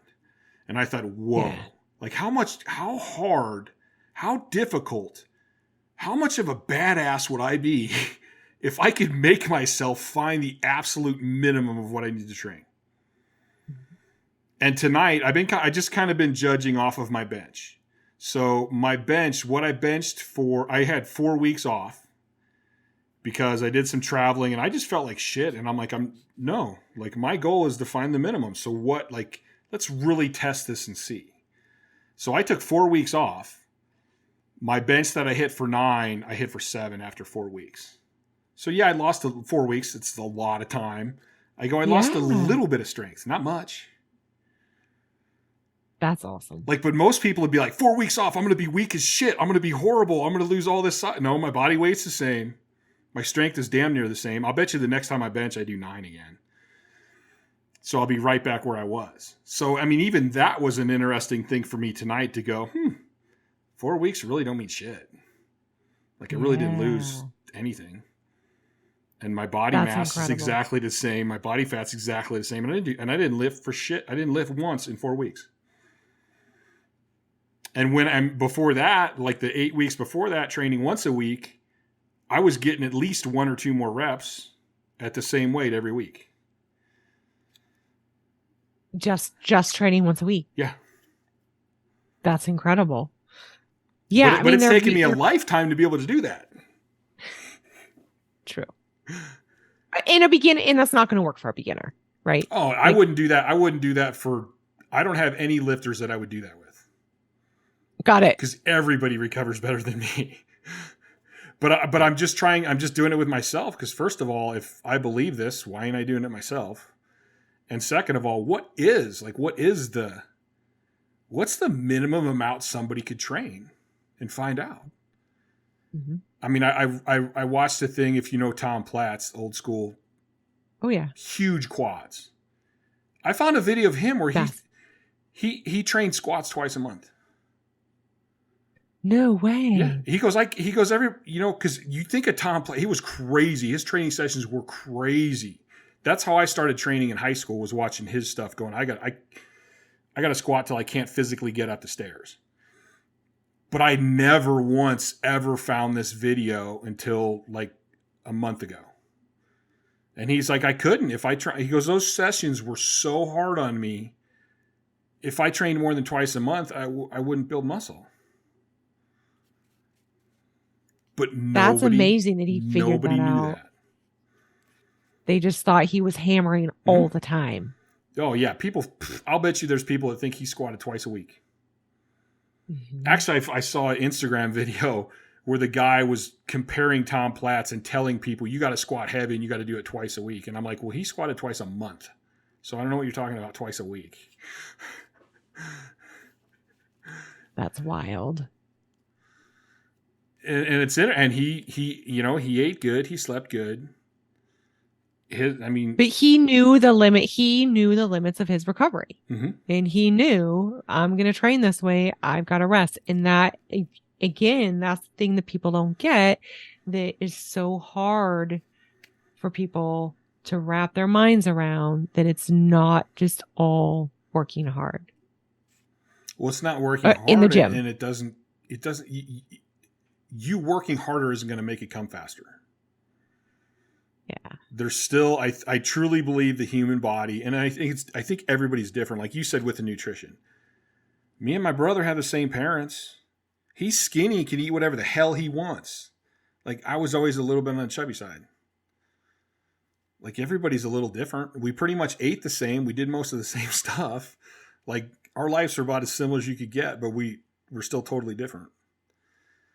But I think that it also goes to knowing you can only put on muscle so fast. You can only put on strength so fast. Yes. And we need to really stop looking at the short term and thinking more at the long term, which makes me laugh, because when I first started doing the heart rate variability, I was looking like day to day. And then when you said, no, you need to look at the trends, I went, it actually makes a lot of sense. Why the hell was I looking at day to day? Yeah, but everyone does that. Short term, yeah. Yeah, but everyone does that with HRV, and they'll tell me like, I used to monitor it, but I don't want to. When it tells me that it's low, I don't want to not train, or it makes me feel bad about myself because the number was low or whatever. I'm like, you got to get that out of your head. It's just like the scale, right? Like the scale fluctuates. Like if you weigh yourself every day, then you take a weekly average. We look at trend lines. Same exact thing with HRV. And I know that there are people that do use it that like short term, and that's okay. I just don't find it useful for most lifters to do it that way. Yeah, I like the people I've talked to, most people, it's like you and because I was trying to use it as, well, today I got to train, but it says this, and I didn't find it to be all that accurate. But now, what you said about a trend, because I used to scale the same way. I weigh myself every morning, but I don't get upset about it. Right. Like if basically I tell people I weigh every day, but what I'm looking for is I'm looking for overall trends. Or I'm looking for, if I wake up and I'm 5 pounds heavy, for me, that's a sign to go, wait a minute, why am I can't gain 5 pounds. So I'm probably retaining fluid, which means I probably have a lot of inflammation. Why do I have inflammation? Probably because I'm not recovering for shit. So I need to adjust some stuff, but it's not like people, I think people have trouble understanding that. Agreed. And the thing with HRV that a lot of people don't know is that particularly if you're using something like a readiness score, but this is also true with HRV, that it's a window into what's been happening in your body for about like the last 10 days. So people will say like, well, it never matches up with how I feel. Well, that's because whatever it's picking up on, it was stuff that already happened. It's just giving us some numbers of how do we want to think about what to do with, various different things going on in your life. Yeah. And it's not an end all be all. Like it's not my number was shit, so I'm not going to train today. It's not that. Like even with the last video you sent for me after looking at mine, it's kind of the same thing. And I said some things to you. I feel like overall we're improving it. And that's the goal's not to have it be like, hey, we need it here. It's to be like, no, okay, you're averaging 3 to 4 hours of sleep a night. Let's try to get that to 5. And then let's try to get that to 6. Or if my readiness score is normally 60s, maybe 70. Well, let's see if we can't get that up to 80. And I think you kind of in the last video, you're like, yeah, the certain things are trending up. We had the one dip, but overall things are, and like I'm starting to get a little more deep sleep, which is a pretty positive thing. I still can't pinpoint why, but it's trending up. So whatever, something's working, and hopefully we'll figure that out later as it goes. But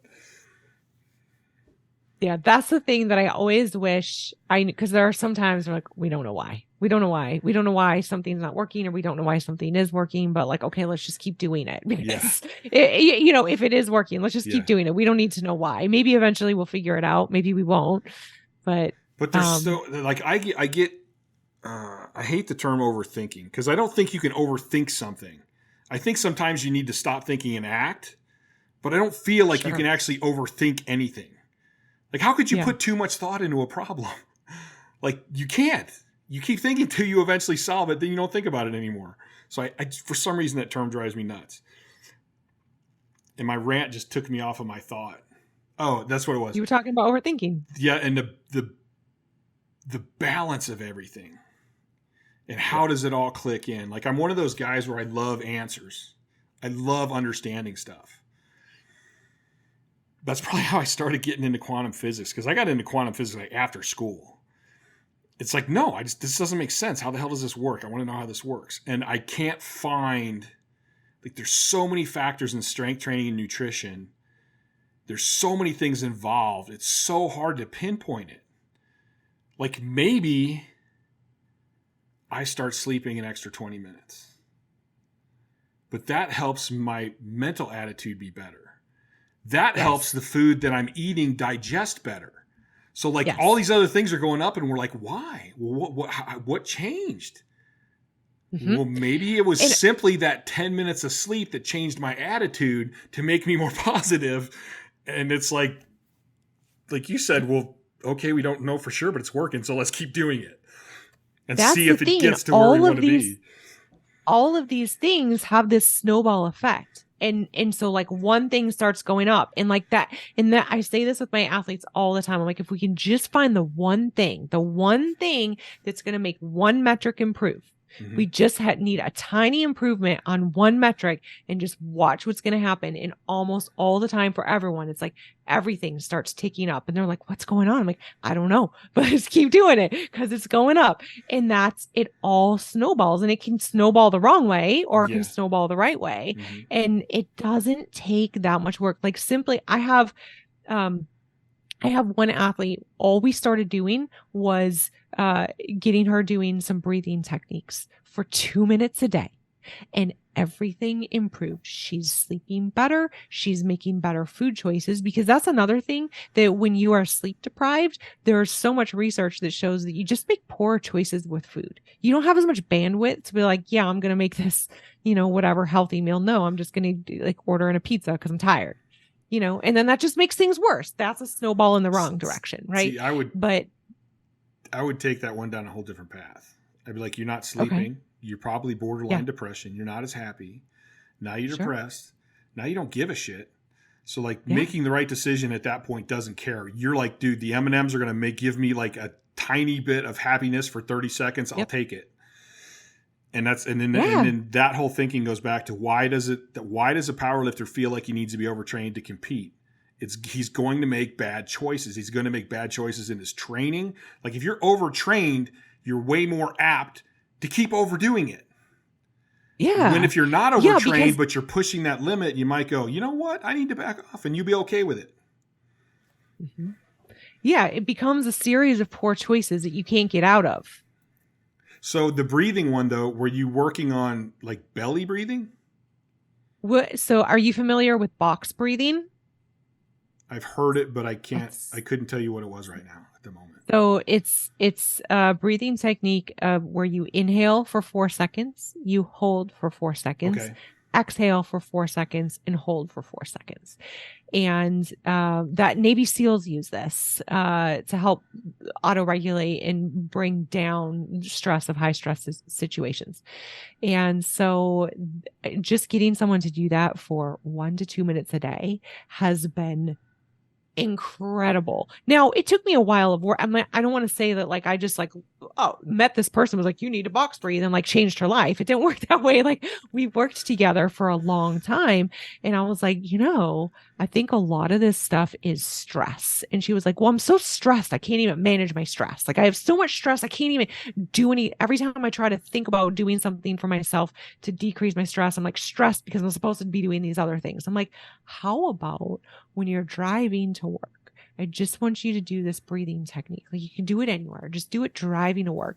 And so like she forgot to do it one day, except for like the last 2 minutes getting to work. She's like, okay, I did it for I just did it for 2 minutes, because I asked her, like several days later, I'm like, this stuff's starting to change. What's different? And she's like, nothing's different. I'm still, everything's the same, but I did box breathe. I'm like, keep doing it. And it changed everything. Everything started to come together. Her performance started to improve. Her sleep was improving. She's PRing. She's like feeling really good. Because she's feeling good, now she's making better choices because she wants to keep the momentum going, because that's a very real thing. When there's like no momentum and nothing's going in the direction you want it to go in, why would you make good choices? Because it feels like nothing that you're doing is going to make any difference. So you're borderline sad, depressed, and we know that that's going to make a different decision. Yeah. It's the same. It's really, I feel like all the shit I've been through in my life has in a way been positive, because I've learned to look at it and adjust it.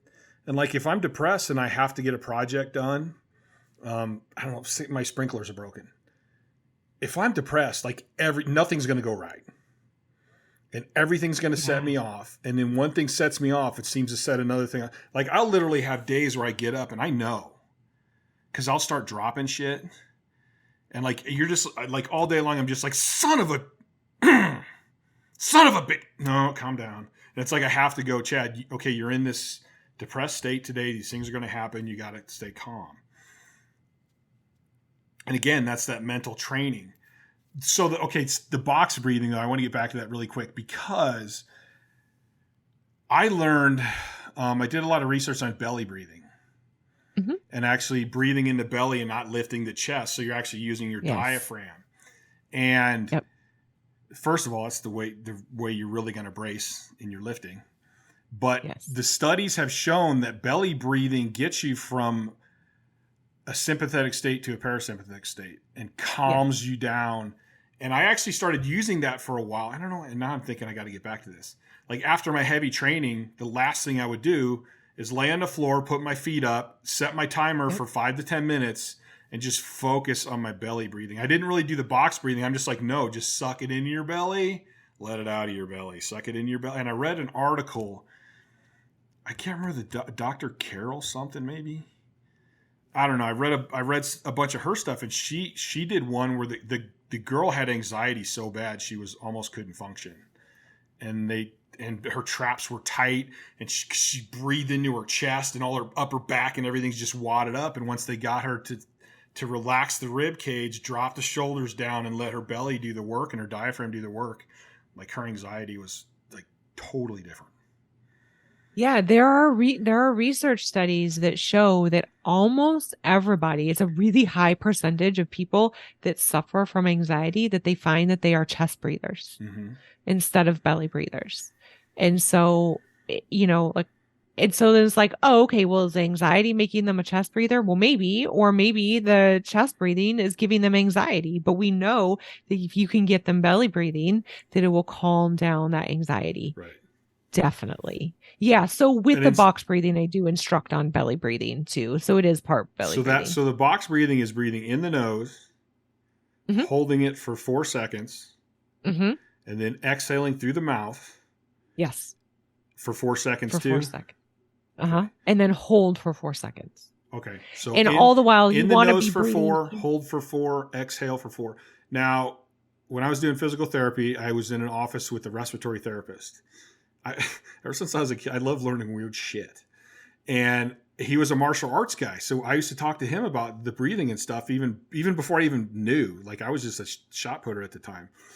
And he always told me that if you purse your lips together and create that back pressure when you exhale, it actually allows the alveoli, I don't know if I'm saying that right, in the lungs Yep. to In the lungs. change, to transfer the oxygen and the carbon dioxide better. Yes. Yeah. There needs to be a little bit of resistance to it. So breathing out through pursed lips. Interesting. I'm going to go back to that and try that after all my training, or maybe just once a day. I could probably do that once a day. I should be able to manage that for like 5 minutes or something. It doesn't even have to be 5 minutes. Like it can be just a few cycles of doing breathing. Yeah. Because again, like we said, so say you change someone's diet and you're like, man, nothing's happening. Why aren't they leaning out? This would always lean out. Well, maybe they're a stressed person, and that's why Yes. it's not working the way it should, because they're too fucking stressed out all the time. And so here's one for you. When I have an athlete who's going to have to do a weight cut going into a meet, which I actually prefer to do their weight cuts way before the meet, but that's a different story, depending on the person and the level that they're lifting at. But they're going into a weight cut for a meet. And so I know we've got the stress of meet prep. We've got the stress of cutting weight. And then on top of that, if they have a really stressful job and they're in like a stressful period with their work, I'm like, this isn't going to work. You're not going to make weight. Like, they're like, what do you mean? I just got to lower calories. I haven't worked with a ton of bodybuilders or figure whatever. I have a figure girl right now, and I'm just like, I don't want to do your nutrition. I don't do it. I can train you. I know all your weak points. I can put the muscle on. I just don't feel like doing your nutrition. So she's having somebody else do her nutrition. And I'm kind of like trying to pay attention and go, well, you still need this after your training. So like, just do it. But I'm noticing that there is, and I've seen this in a lot of the people when I still trained at the gym, they really stress out. If they start waiting till that last 4 to 6 weeks to where they really start seeing the fat coming off, they're stressed 24/7. Well, I'm not looking lean enough. The experienced people are better at it, but like when they first start, man, their stress on their body fat and their body weight, and they're like, I only lost a quarter of a pound. And I'm like, well, does the weight really matter? Like, where's your body fat at? Yeah, at that point, the weight totally doesn't matter. You know, and I'm always going, well, wait a minute, because you don't want to lose the muscle you work so hard to get. Like, the idea is just to take the fat off to show the muscle that you added. If you're losing too much weight, then you're probably losing some muscle. Mm-hmm. Like ideally, and because even with this girl, I'm like, ideally, I want to continue to put muscle on up until the competition. Like your nutrition should just be dropping the fat. Mm-hmm. Like if we're losing muscle, that's not good. Yeah, I mean, it's going to end up being, if you're losing muscle in a caloric deficit, it's probably too steep of a caloric deficit. Yeah. That's a whole different interesting one. And then, of course, you have people that are already pretty lean. So that complicates the situation even more. Not like going, hey, Chad, we need to take 20 pounds off. And be like, it's not so bad. Except for COVID. COVID screwed me up. But I'm going to figure it out. You're not the first person to tell me that they feel like that maybe their metabolism or something changed after they got COVID. It really had. Mm-hmm. Like, I honestly, I had got down to like 280. I was dipping into the 270s. My goal was 275. Then I got COVID. And within 6 weeks, I was at like 320. And I got it to like 340. And I'm back down to 320. And I mean, it was like I wasn't eating any more than I was. I was just exhausted. I was still trying to train a little bit. I don't even understand how I put the weight on that fast. Yeah, I have heard that. I have heard that from people. And so I'm really curious to see if there's some studies that come out that show that perhaps there's something that happens metabolically with some people when they get COVID. Yeah, we'll see with that one. This is an interesting talk. There's so many things to think about. So the heart rate variability, what are the biggest nutritional things that affect it?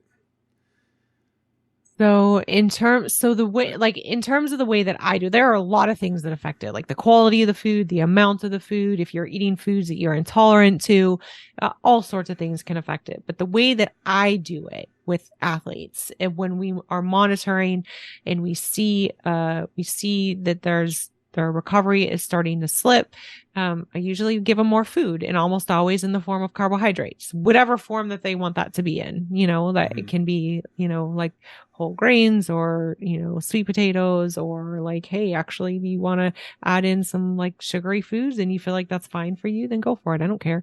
But almost always it'll be adding in carbohydrates. But what I really love to do is when I've got someone in meet prep, or they're just training really hard and we're looking at stuff, is we'll start to do recovery refeeds. So I have a perfect example. One of the coaches that works for me, actually, I've been doing his nutrition for years, which is how I ended up hiring him. And he was going into European championships, and we noticed that his baseline for his HRV, he was always pretty high. Like, we got him to a point where his HRV was pretty high all the time. But once he entered like about a third of the way into meet prep, we noticed that the day after training, his recovery scores would be low. And that's a normal physiologic response to training, right? You'll have a little bit lower day the day after training. Your body's basically trying to recover all the damage your body's trying to recover before. Yeah. And then it would go back up. And then by the time he trained the next day, it would be back up to baseline. So we were seeing this like, normal, low, normal, low, normal, low. And that's normal. But it was dipping lower than I felt like it should. It was dipping like almost 50% of his baseline. And I was like, I think it should be more like 20 or 30% of your baseline, not 50%. So I said, you know what? Let's try something. I'm going to give you more carbohydrates to have on your training days, but I want you to have them after training. And so we did that, and that was helping. We saw that improvement there where they weren't dipping quite as low, but they were still dipping more than I wanted them to. And I was like, all right, I'm going to have you have more carbohydrates on your training day and the day after training. And that was it. That fixed it. So he trains every other, I think he's training three days a week at the time. So there was only one day a week where he was eating like his normal amount of carbohydrates. Every other day was high. And that fixed it. And he went into Euros and had like the best meet ever. He had like the best meet of his life. It was shortly after he had a shoulder surgery, by the way. So it was really incredible. And so that's one of my favorite things, is do what I call like, that's maybe more of almost being in almost a slight recovery surplus. But I'll also do just one time, like, we see this dip in your recovery and this is really abnormal. You know what? I want you to eat more food today. And so they'll have more carbohydrates that day, and then it's right back up. And then we don't worry about it. And if we see that happen often, that's when I go, okay, we need to do something different overall. You need to be eating more food every day as opposed to once in a while. Super interesting. Like the one you just said about you'll just have them just one day, we'll just up it. Mm-hmm. Like, so that in my mind, and I see things in graphs a lot in my mind. Yeah, I'm seeing I do like too, by the way. I'm seeing like normal and overtraining. And it's like he's getting up and overtraining, he's getting up to, and he kind of pushes it. And in that one day, you give him enough nutrients to get himself back to like homeostasis. Yep. And then he can start over, and he's doing really good. So it's like you have him on almost perfectly balanced, but he just went a little too far one day. You gave him enough to recover, get back to normal. And like, because I mean, really, it seems to me that's where you should be. We should be in this perfect balance of everything's going good. Like all the systems in your body are actually recovering based on your training, and everything's good. Yeah. I say that all the time, that we're constantly riding that line of like that perfect line of like on the top side is over recovery on or overtraining, on the bottom side is like not doing enough. Right. And so we're constantly riding this line, and sometimes we just fall too far to one side. And so we have all these strategies then that we can implement in case that happens. But it's a really powerful thing to be able to get someone to recover like within 12 hours if we have to. And, and maybe it's that athlete had a really stressful work day and they still were like, I'm going to push really hard in the gym. And they felt like they could, they weren't necessarily doing anything where they thought that they were being like a meathead about it, but they just like, I thought I could. And now look. And so that's when we can use that recovery refeed. And say he so wouldn't awesome. have had that recovery refeed, that could have kicked off that whole snowball effect. Yeah, exactly. So then that means that the next day he's a little bit tired, he's a little bit fatigued, he may be a little bit crabby, and then that training session doesn't go that well, and then it's like and that training session actually kicked him a little deeper in. Exactly. And then that we start to, like you were talking about, now you start to get into maybe some depression, and then, or at least your mind is in a bad place about all of it. And then everything starts to tank. So that's an interesting thing to what you said about like looking at trends.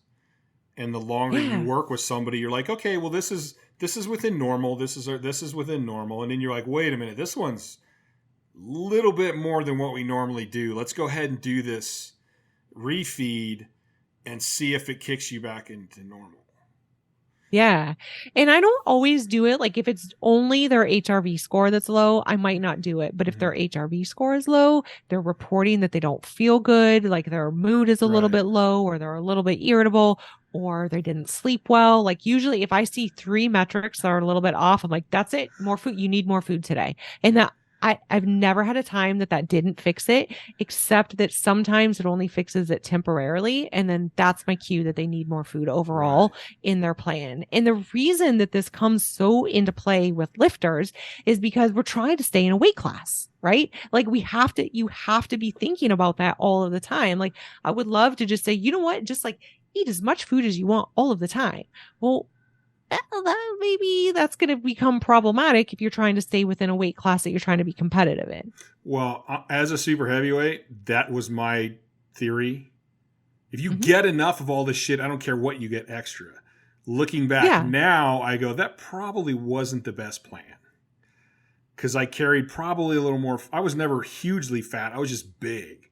But I probably had more fat than I needed to carry, which doesn't help anything. I probably was putting a lot. Well, I know I was putting a lot of shit in my body that my body didn't need, that actually probably made it harder to process. So, like, yeah, I do think that there's get these right things in you, and you don't need extra. So one of the things when I was coming up in powerlifting, and you said 3 things that is so interesting to me. When I was coming up in powerlifting, I wanted to create the greatest program ever because I'm competing with the best of the best. And I found out that was one of my dumbest ideas. And then I went back and I went, okay, I need to be scientific about this. Like, what's the commonalities? So I'm still, to this day, every time I can talk to somebody and I respect your knowledge, that's why I wanted to work with you. When I'm talking to people that I respect, I'm always looking for things that are common that maybe I had and I can verify, like, hey, you're kind of onto something. I don't know what this means, the 3 thing, but it was the same way. I told you when I had my team, we had all these questions and I have a list of them somewhere. I need to write an article about it or something. And it was like, okay, your sleep sounds like it's a little off, but what else? Let me ask some more questions. And if they ever had 3 of them were messed up, it was like, that's it. You're not training until those 3 things are fixed. So that's awesome that it was 3. Well, I think because like one might just be an anomaly, right? Yeah, and 2 is like maybe this is a pattern, and 3 is like clear indicator something's wrong. Something is going on. That's the way it was for me. It was like 1 could happen, 2 maybe, but if there's 3 things, there's something going on. Whether I know what it is, I know there's something going on and you need rest. That's what I know. That's interesting. So it was also interesting when you were talking about, because I've heard people that will like, well, I'm training today, I got to eat more. and then they won't eat as much the next day. And I go, well, do you really need it seems to me you need the more nutrients the day after, even more so than the day of. And like when you said, even eat more carbs, but after your training. Yep. I'm like, I don't think people look like stimulating growth is easy. It's what happens after that. And that could take, I don't think we even truly know how long that could take. I've read a lot of different research on it. And a lot of times, okay, sounds like muscles can recover in 24 to 48 hours. All right, that makes sense. I always say like, what about the rest of the body? 2 hours. Yeah, exactly. Like just because your it's muscles way recover, more than just muscles. What about your sensory nervous system? What about your digestive system? What about your lymphatic system? What about your immune system? Like how many people train so hard and get sick all the time? I'm like, if you're training and you're healthy, why the hell you get sick all the time? Because you've taxed intense training taxes everything. 100%. That's what people will argue with me about various different things in the nutrition world. Because they're like, oh, well, because, muscle protein synthesis with recovery. And I'm like, well, just stop right there. Like recovery is about way more than muscle protein synthesis. Like, wait, that is a small fraction of what's happening. Yes, we care greatly about muscle protein synthesis, but it is about far more than that. And all of these things are happening when we're training. Our immune system gets depressed, like all of these things that happen acutely that we have to recover from. Yeah, even to the emotional ride your brain goes through in an intense training session. Like all the serotonin and like just all them chemicals in your brain that you used up. Like all that's got to be replaced. It's funny to me that people are so focused on the muscles. It's like, this is a system. There's a lot of stuff going on here. Like, why are you only thinking about the muscles? Well, it's for the same reason that they only think about training and they don't think about sleep and nutrition and all the other stuff that goes into making them successful. And I say this all the time, just because something is okay, just because you're doing okay, like, oh, this is fine. We don't want to be fine. Like, don't you want to be great? Don't you want to be the best? Don't you want to optimize everything you possibly can? And you're never going to do that if everything is just fine. That's why I look back on my career, like when I look back in food, and I'm like, I looked at nutrition as like, okay, here's my macros that I need. Get that plus whatever the hell else you want. And I look back and go, that probably wasn't the best. And I wasn't really looking at like vitamin wise and like minerals. And I was like, hey, you're getting 400 grams of protein, you're getting a bunch of carbs, you're getting some fat. Yeah, you're good. Whatever. And I eat a lot of shit too. Yeah. Well, and we know that one of the best ways to improve your performance through your diet is through eating fruits and vegetables, because those are the things that have one of the greatest impact on your gut microbiome, and that has direct and indirect pathways to improving your performance. So, do you want to know? Do you want to know what I told myself for years? Please. If I needed it, my body would crave it. It don't crave vegetables and fruit, so I must not need them. It craves Little Debbie and Hostess. What do you think about that now? Oh, I'm an idiot. But at least I can laugh at myself. I just didn't want to eat that shit. I still don't. Yeah. No, I know. Listen, I have athletes that we're working on that. I'm like why can't vegetables taste like steak? Yes. I'm with you.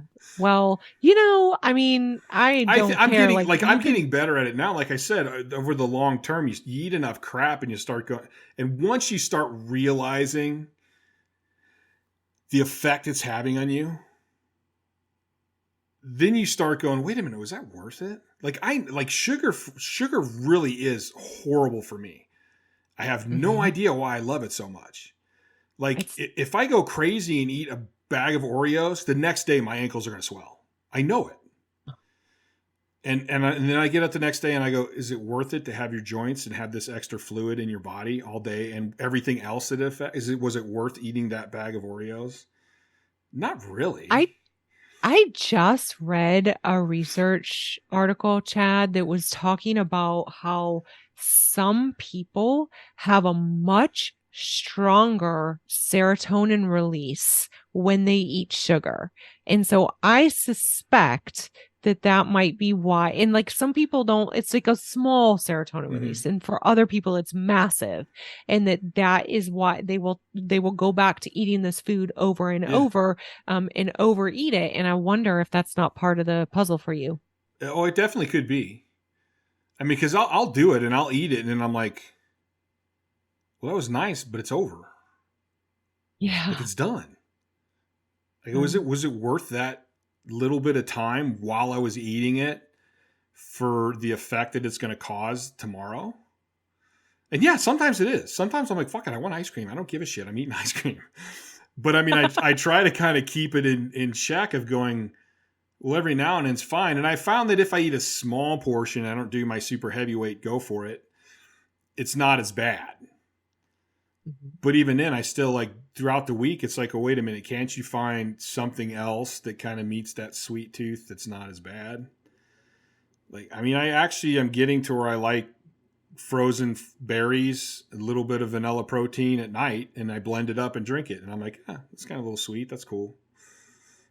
And that's way better for me than eating crap. Yes, 100%. And even the processed crap. I mean, there's times in my life where it's like hamburger helper, and I'm convinced that all that processed shit has a huge negative effect on our bodies. Oh, yes. I believe so too.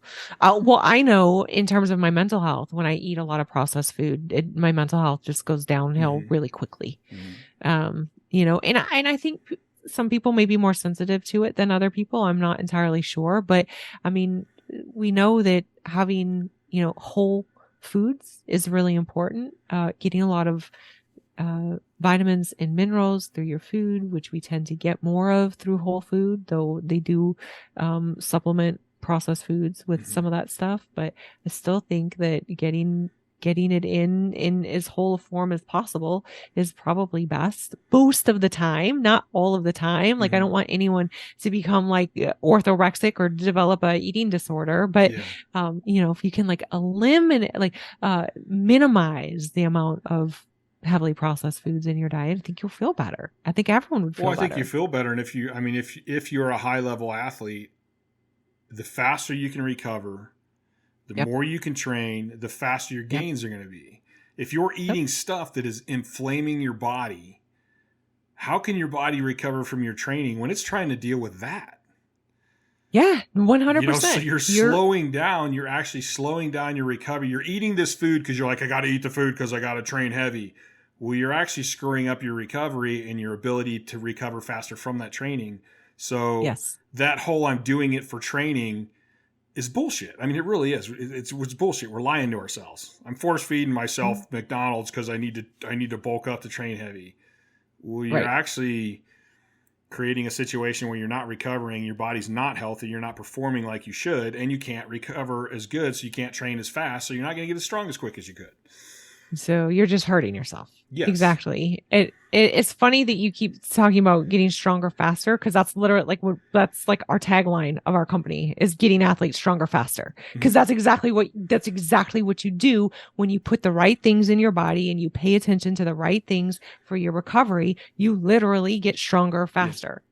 Yeah. And then I'm one of those guys. I tend to back people off of training. I think overtraining is rampant. Yes. In strength sports, but I still like to train. I still want people to train as much as they can. But that only happens when you get the right amount of sleep, when you get the right nutrition. And even like, I don't know, I think a lot of the modalities are a lot of fad stuff. I mean, I honestly like contrast bass. If I can get my barn dominium built, I'm going to try to have an ice machine and a hot tub. Like, I think it's good for you, but I don't know how. I don't think you need that. I think the low hanging fruit is sleep, nutrition, and then like some of the like belly breathe. Like when you lay down in bed, do the belly breathing and the box breathing for 5 or 6 minutes. Probably help you fall asleep faster, get a better quality of sleep. Like, what's the easiest stuff to do? And then even for me right now, I don't know if I'll ever compete again. Might not. I haven't ever said I'm completely retired. I'm still never going to go for what I went for. but I still want to live the best quality of life that I can. Like I want to get as many years screwing around on my BMX bikes and lifting weights and hiking and doing the stuff I love. So I may not go to the level of a world-class athlete at anything again, but how hard is some of this stuff? Like the healthier I eat, the better I'm going to feel, the more of that fun shit I'm going to be able to do. And then, so that's for me, that's where I'm at right now is like, yeah, of course I go to the gym and I lift and I try to lift as heavy as I can. And, but I also, it's super important to me. Like I want to be able to lift and mountain bike and hike all on the same day if I wanted to. And I can when my recovery is right. When I'm doing everything right, I can do that stuff. And it's pretty incredible. And I still continue to get stronger. Now, a lot of things have to be taken into account, but like that's where it's at for me is like, how much life can I live in a single day? And I can only do that when I'm focusing on these things. Yeah. And I think too, you might have an interesting stance on this one. I was talking to one of my clients the other day, and he's pretty lean. He's an older power lifter. He's 55 or 56. Built really good. I think we're going to get him ready for a bodybuilding and powerlifting together. Awesome. We were talking about, we both feel that like if you get in shape, it's easier for your body to deal with and process when you do cheat. Yes, 100%. Whereas if somebody's already heavy, them eating that shit food is their body can't even handle it. If you're in good shape and you're like, man, I want ice cream tonight, we're going out to the movies, you're going to blow through it like it's nothing. Mm-hmm. But the idea is you don't do that all the time. And then when you do it, your reward is that your body's going to go right through it and process it way better and way faster than. Yeah. And that's essentially, if you want to think about this in terms of HRV, which we started talking about, was where I was talking about how a good high HRV is measuring the resiliency of your body. How do you get a high HRV? You exercise and you eat right and you sleep well. Those are the things that make a high HRV. So that only makes sense then that you are now really resilient to other stressors. And some of those stressors might be, chemical stressors, things that you're putting into your body. So you literally are more resilient the better shape you're in. Resilient. Yeah, I like that. So yeah, if you do have a cheat meal, your body's going to be able to handle it. If something stressful comes up, you're going to deal with it better.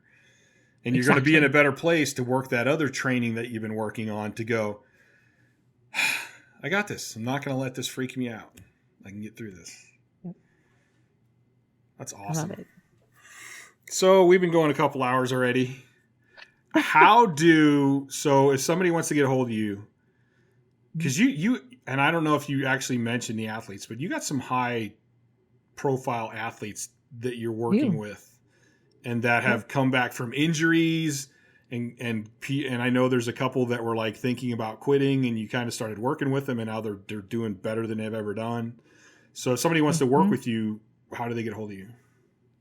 The best way is to go to Instagram at Fiercely Fueled Nutrition, or you can go to my page, which is at Dr. Kristen Lander, or you can go to my website, fiercelyfueled.com, and click on, there's a spot where you can contact me up on the header of the page.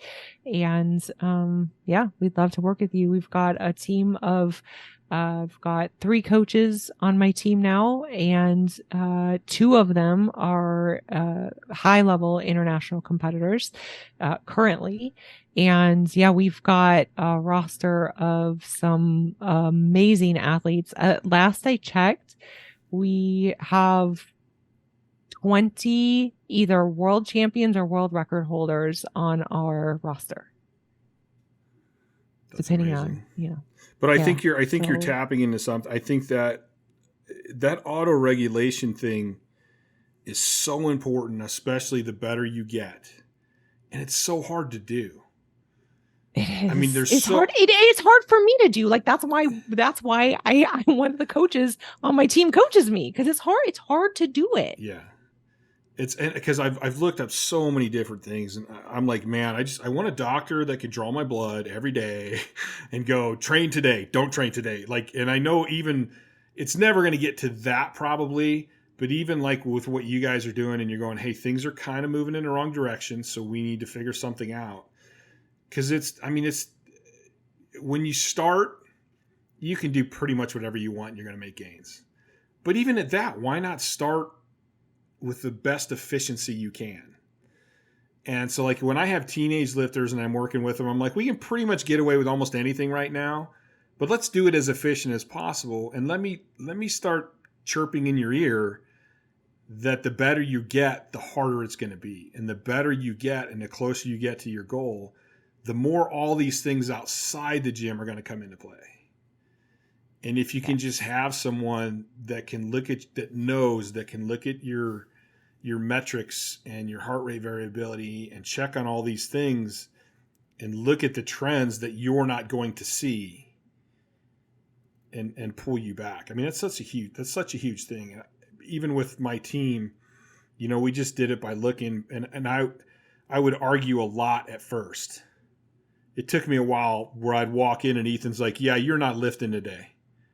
And I'd be like, all right, well, here's what you guys are doing. And I'd help them. And because I still would have trained if I didn't have them guys going, Chad, you're messed up. Like, go look at yourself in the mirror, man. And I'm like, yeah, I look fine, whatever. And they're like, no, you don't. Like, we can see it. Like, you're done. You're not training today. Mm-hmm. I wouldn't have paid attention to it. I would have kept going. And the funny part is I feel like I backed off. I feel like I did better than any other super heavyweights at the time, but I still didn't do enough. Because I felt that was where I still go back to, I don't give a shit what everyone else does. Like, stop looking at everyone else. Because that's one of the things. I was backing off and going in the right direction, and I knew I should go further, but I kind of started looking at everyone else, and I'm like, I'm already so different than what they're doing, though. Like, so I can't go further. Interesting. When I should have went, no, keep going. Like, what you're doing is working. You got to take it farther. And I was afraid to. Yeah. Well, and one of the things you were talking about, the people on your team or your coach saying, you're not lifting today, go home.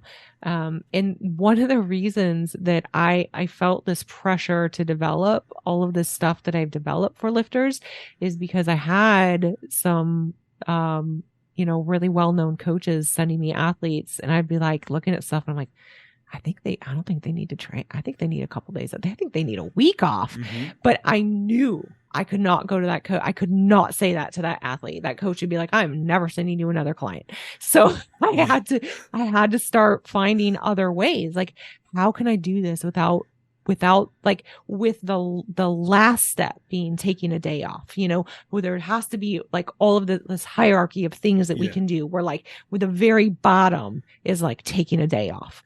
And so that's why I developed what I had developed. And it's, I still do have athletes where that is like, that's what's going to need to happen is you need a day off, or you need to move your training, or, just really be prepared to auto-regulate in your training. I saw a video, I think it was Mike Menser, and he was like, yeah, when I start with somebody, I usually recommend they take like 4 weeks off and then we'll start. Yeah. And I go, that would be really cool to have, to get everyone I want you at homeostasis. I want you at completely neutral where everything's caught up, and then let's go from there. Yes. Wouldn't that be awesome. Lovely? But getting people to do that. And I think I'm getting more into this because I kind of went to the point of like, dude, you're training too much. And then I'm always getting feedback from people. Like, I have the best luck I have is with people I work with in person because they don't have a choice. I'm like, I better not see you in the gym. Like, not until I tell you again. And so they kind of had to do it. And I would find my guys talking, and they're like, hey, you remember when Chad asked if we were overtraining when we first started and we said we weren't? Like, now we feel good and we're way stronger and we train less than we ever have. And then, like I said, with my online clients, I got to where I'm taking my time spreading them out. But even after spreading them out, I'm like, well, wait a minute. There's a point where I don't want them to take any more days off. I want them to figure out how to recover better. So it's, I think at one point I was probably a little far one way, and I needed to come back to, no, let's take one day. Instead of taking 2 more days off in a week. Let's take 1 day off in a week and let's get you to sleep more. Or let's look at your nutrition. Yes. Or let's do this. And let's kind of find the middle line. Because, I mean, I wish everyone could get 8 hours of sleep a night. But a lot of people, it's just not going to fit in their life. Like, they just can't do it. So it's like, okay, let's get it as optimum as we can. But because of that, you're going to be able to train 1 less day a week because you're not sleeping 8 hours a night. Mm-hmm. You know, I use this example all the time that I had a lifter, really good lifter, really accomplished lifter, who came to me and, I was like, okay, I think that recovery is an issue. I came up with some different ideas that we could do. And one of them was sleep. And, he had, little kids in the house. And so like telling him to sleep more, he would have like fired me immediately. Like, thanks, Kristen. Like, I hadn't thought that I needed to sleep more. Like, no. So actually what I got him doing was I identified that his post-training meal needed a lot of work. And he was like, well, I drink protein. It's not enough. I'm like, it's not enough. There's more to it than that. And he's like, okay. So I changed up his post-training meal and he started recovering better. And he's like, what kind of witchcraft is this? Like, it's science, man. Like, I think that's a huge one too, which I probably still need to learn more about. Because that's really I've really started thinking in terms of 3 things: stimulation of growth, recovery, and then the actual growth. Which recovery and the actual growth kind of go together. But when I'm thinking recovery, I'm more thinking of not the muscles. I'm thinking of the body. I'm thinking of all the systems of the body. And the more I'm looking into it and the more I'm talking with like you, it's like that there's a huge jump start right there. And if you don't take that jump start, you slowed that whole process down so much. Yes. That is exactly the verbiage that I use when I talk about it. You are jump starting your recovery process with your post-training meal. And people will say all over the internet and all over the place, your post-training meal doesn't really matter. Those people are quoting to you research that's been done on just the average gym goer, like just someone who's resistance training. Well, that is not a power lifter. A power lifter is an athlete who really, really cares deeply about their recovery because their strength gain depends upon it. So we have to get that recovery process jump started right away. I think vital. That also goes back to intensity, which is another big factor I don't hear people talk about. If your training sessions are not intense, you can do a lot more sessions. You're going to recover a lot easier. Yep. If you're an MMA guy, if you're a power lifter, if you're a bodybuilder, and especially if you're doing any form of like a HIIT training, you're pushing your body really hard, and that makes a huge difference. I mean, that's kind of the same thing where if somebody's overtraining, I could go, okay, well, I'm not going to cut your training sessions, but I'm going to cut your training sessions in half. Sure. Or I'm going to pull, instead of doing 2 exercises per muscle group, just for instance, I'm going to have you do 1 per muscle group. Or I'm going to have you do one of the things when I first started powerlifting, I used to do every set to failure. Like everything was to failure for me. And like I was talking to Dave Tate one time and he's like, what? Really? And I go, yeah. He goes, no wonder you're overtraining. Like, do you know what you're doing to your body in that amount of time with that many sets that you're doing it to? So I think people don't talk about intensity and training enough either. But yeah, I think that, and I've kind of been playing around with the post-training stuff. I think that's such a huge thing. And I hear a lot of people go, well, I need protein after I train. And I'm like, well, yeah, you need the protein, but the way I look at it, more than anything, you just depleted your muscles of all the glycogen. Like you have to get that back in and get that back in quick.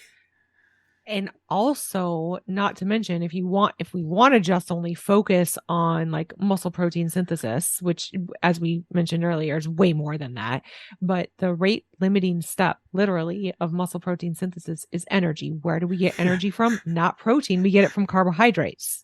Yeah, so you're going to give it the building block, but you're not going to give it the energy. You depleted all the energy for it to actually repair itself. Yeah. You're going to build the engine and you're not going to put gasoline in the car. That's even the one thing that, like, and I tell people this, and this is, I don't know if this is the best advice, but I go, dude, if you have to cheat, like if you have to have a cheat meal that's high sugar or whatever, do it right after training. If you have to do it, that's going to be the best time to do it. Sugar cereal in a protein shake is about the best thing that you could have after training if you want something sweet. And yet I still hear people are like, and I've always wondered that window. What's the window on that? Well, okay. So they talk about this anabolic window, which is, they used to say is like 1 hour. And then now there's some researchers that talk about, performance nutrition researchers who talk about it more as like a garage door, right? Instead of like a window, it's a garage door. It's maybe bigger than we think it is. Right. But we do, and we know that the recovery process lasts up to 72 hours. But the sooner you start that process, the better off you're going to be. So, I mean, I don't like people like panic that I got to get in my meal immediately. But I do like, if you have the option to bring food with you to the gym and then consume that on the way home, do it, because you're going to set yourself up for better success, and particularly women. Actually, there's been some studies done that show that ideal window of time is shorter for a woman. Really? So that can't be like as short as 30 minutes. Everybody's telling me men and women are the same, so that can't be. Yeah, I try to get, because I do a drink basically. So like I got my clients that come train here. I'm like, dude, just put it in a little bottle and like just slam it when you're done, and then go home and then eat some real food. And then that's the key. An hour later, eat a balanced meal. Yeah, I'm finding that one to be a big deal because I never really worried too much about it. I'm like, well, I'll eat after I train, whatever.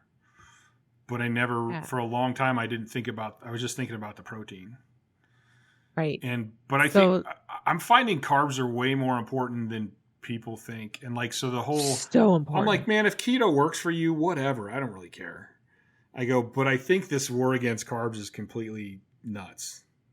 It is. It's absolutely nuts. And so carbohydrates are your body's preferred fuel source. It doesn't have to work very hard to break them down to use them, which some people use as an argument against them. And I'm going, hold on a second. If we're athletes and we are pushing our bodies to the limits, why on earth would we make it work harder to replenish itself? Let's give it what it needs, which is going to be carbohydrates. Now, we're giving protein and carbohydrates all the love, and I just want to make sure that I throw out there that dietary fat is really important. And if you consume a low-fat diet for too long, your testosterone levels are going to tank, and other hormone levels as well. But low fat's kind of bad for your brain too, isn't it? Exactly. Yeah. Not good for brain health. So, there has to be a balance of all of it. But post training, it's protein and carbohydrates. That's it. Speaking of fats, I've been watching a lot of the Alaskan, like the guys that live off the land and stuff. Yeah, they're like pouring the moose fat on their food, and they're like, no, we need fat. We live up here. We work all day long. We do all this, and I'm like, dude, I'm seeing 60 and 70-year-old guys that are still supporting themselves out in the woods. So you're telling me fat's bad? I'm not seeing it. If you use it, like if you sit on the couch and play video games all day, I'm sure that it's not the best for you, but. Yeah. And some of it's also too, the type of fat that people are consuming matters too, but yeah, I mean, fats are. Couldn't you basically go by that whole processed rule? Exactly. The more processed the fat is, probably the worse it is for you. If you're getting your fats from like ho-hos and chips, then you're not getting very many healthy fats in your diet. But if you're getting, they are both delicious. Right. And as I said, that has a place, just can't be the bulk of what you're consuming. So I did try all protein keto, it made my sleep even worse than what it normally is. Yeah. I tried it twice for like 2 or 3 months each, and I go, that's it. I'm never doing this again. This is horrible. Yeah. Well, and there's definitely a lot of research out there to suggest that carbohydrates do help improve deep sleep. And so yeah, I'm all for anything that improves deep sleep. So Let's do that. I'm always looking at different stuff, and I'm fascinated by how far the spectrum is on everything. So I've always heard a lot that like don't eat your biggest meal should be in the morning, don't eat late at night. And I was watching one of the guys and he's like, no, like your cortisol's high in the morning. So your morning meal doesn't have to be big. The best time to eat a big meal is at night. And it doesn't matter if you eat before you go to bed. Yeah. Which is how I've always been. I've always said, first of all, I don't like eating in the morning. So I do make myself eat in the morning, but I don't want to eat a ton. And I don't like feeling full anyway. And if I don't eat, like if I eat dinner at 7 and go to bed at 10, I'm not going to sleep for shit because I'm going to be starving. So like I'll usually eat something later at night, even right before I go to bed. Yeah. But it's funny to me that there's people that go, no, you can't eat it late at night. You have to eat your big meal in the morning. And I'm like, it's just funny to me how big the spectrum is on strength training, nutrition, all that stuff. Yes. Yeah. So there there are a lot of people that say like, oh, you can't eat, late at night because then your body's going to store those calories as fat and because you're not using them, which is total bullshit. Like it's dependent upon how much your body's taking in. It does not like a cutoff point, right? It's just your body needs a certain amount over a certain period of time. But but there are some people that eating a big meal late at night is going to decrease the quality of their sleep because their body is still digesting when they go to sleep. And so that's not going to be a good idea for that person. But if some people can tolerate that, then cool, go for it, but it really is the timing of that doesn't so much matter. I think again, that goes back to where we keep saying there's all these different factors. What did you eat before you went to bed? Yeah. Like if I eat rice and meat and some vegetables, I don't have an issue. If I eat a pizza, it's going to suck. Like if I eat healthy food, I don't have any problem eating. I could eat and go to bed and I won't have any issues with it. So what about, I was always on the eat more meals, speeds up your metabolism. I don't know that I believe that anymore. And I know Mark Bell did a thing where it was like 1 to 3 months. He ate all his calories in one meal a day. And at the end of it, he was just as lean, just as muscular, like it didn't make any difference. And now I know, again, that could all be individuals, but I don't know that I necessarily believe more meals speeds up your metabolism or is better. Yeah, that's kind of been disproven, that part. But I will say that, especially if we're talking about an athlete who needs to eat a lot of calories in a day, trying to do that in one meal is probably going to be difficult and you might be rather uncomfortable, right? We also know that eating protein stimulates muscle protein synthesis. And so it makes sense to spread that out throughout the day and have multiple meals a day.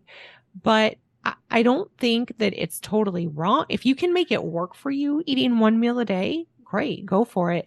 For the longest time, I was eating like 5 meals a day just because that's what seemed to work for me. And then at some point, I was like, I am too busy for this. Screw it. I'm eating 3 meals a day. They're bigger meals. I feel full longer. I actually feel better when I only eat 3 meals versus 5 meals. Yeah. So that's what I do. So it's definitely dependent upon the person. But I just think from a logistics standpoint, only having one meal might be difficult to get in everything that you need.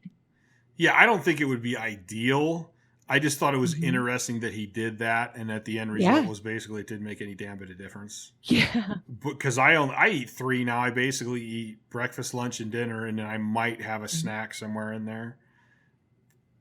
Well, and then if there's a lot of times where if I go from out in the desert all day, I won't eat, and then I'll come home.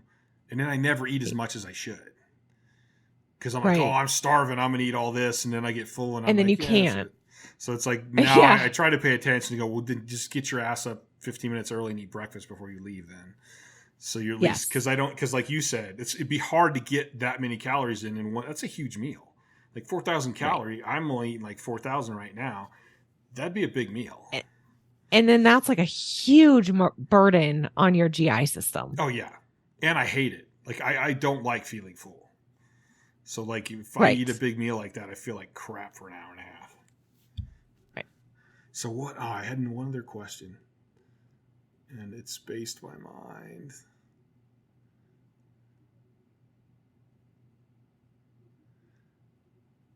I think it might have been around. What ideally like macros for you? I hear a lot of varying differences on protein, carbohydrates, fats. Like a breakdown of them? So I tend to start off with athletes. Now, some of this depends on their body composition, but I'll just say kind of a blanket statement. I'm usually got someone around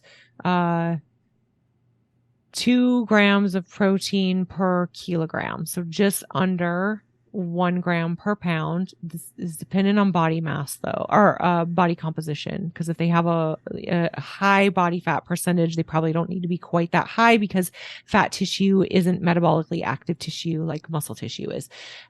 So that's usually where I tend to start people. I usually like to put people around 30% of their calories coming from dietary fat. That's a good starting point for a lot of people. And then all of the rest go to carbohydrates. So one way, like it tends to work out, and I don't ever figure it out this way. So like, don't do this to yourself, but it ends up being almost 50% of their calories coming from carbohydrates. That's interesting though. I like the way you said that it, like, depending on their body composition. Cause I hear a lot of times people like, well, one gram per pound of body weight up to 2 grams. I've heard from 0.7 up to 2. And I'm like, that's a huge range depending on how big somebody is. Yeah. And if you weigh 500 pounds and you only got 200 pounds of muscle, why are you doing that much protein?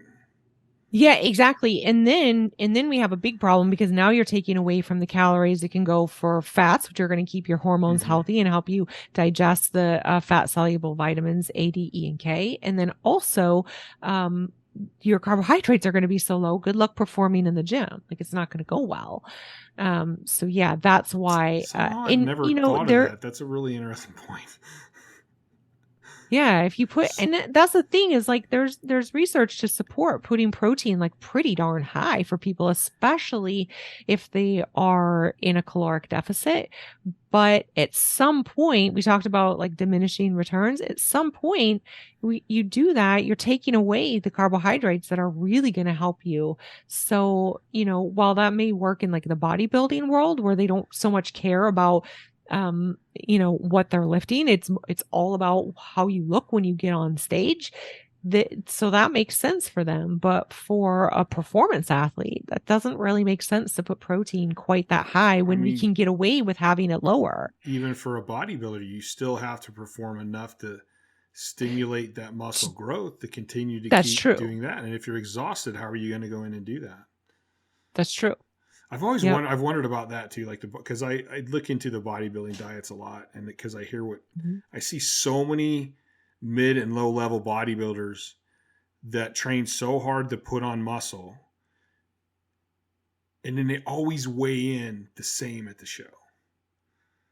And I'm like, so you put on more muscle in the off season, and then you cut your calories so bad that you weighed in with a similar body fat at the same weight.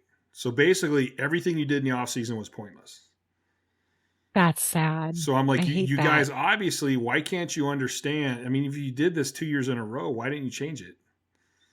Like you're obviously cutting so many calories that you're losing the muscle that you work so hard to put on. Mm-hmm. Yeah, that's too bad. Yeah, it's. I'm like, geez, all that work that you just wasted. I couldn't. It's the I same couldn't imagine thing. that. It's the same thing as the powerlifters I keep seeing going into competitions overtrained. Like, very similar. All that work that you did, and you're not showing it, and I don't understand that. Yeah, It's interesting. It is a sad state of affairs for sure. There's almost this I don't even know what I want, like this dark evil loom over powerlifting that needs to be blown away. I agree. You need to do this. You need to feel like that, and it's like, why? Who? Why? Yep. That doesn't even make sense. Yep. I mean, that is like the mission of Fiercely Fueled, is we are trying to change the game for strength athletes. And it's happening. It's slowly happening. You need to make a courage barbell but it's hard to, stamping out meatheadism or something. Yeah. It's hard to change people's mindset because they think that that's the only way. And it's not. There is a better way. I also wonder, and we're going, I hope you have time because I'm still talking. We're okay. So with everything we've talked about,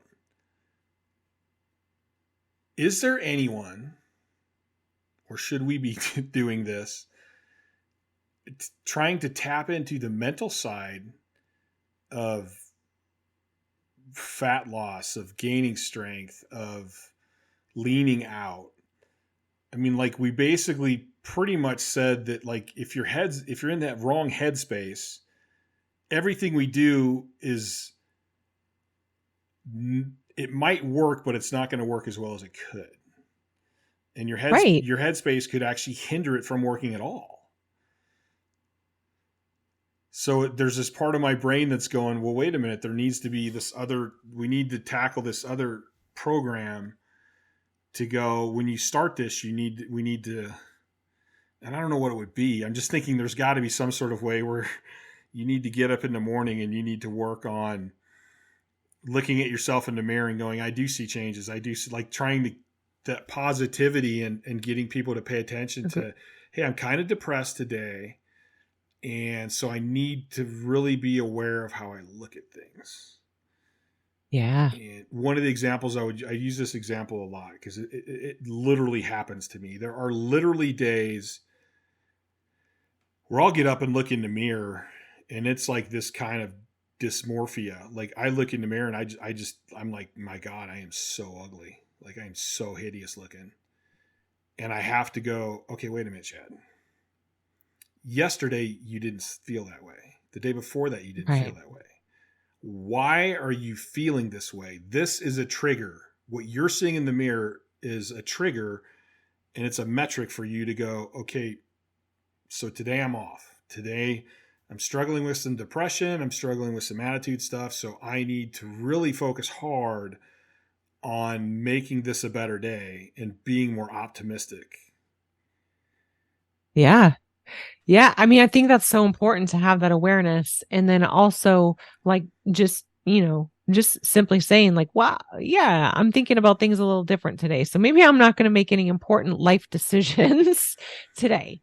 I'm not going to make any decisions in this headspace today. And I even when I was competing, I could fluctuate in weight really easily. Like, losing weight was not hard for me. Mm-hmm. Like, I would compete at 385. A month later, I'd be 360. And I didn't hardly change anything. Okay. And back, people go, how do you lose weight so fast? And I go, I don't know, because I don't change much. I just think, all right, the meat's done. There's no reason for you to be this big, Chad. Like, get down to 360. I mean, it was more me thinking, okay, get down to 360 every day, mm-hmm. than me actually doing anything.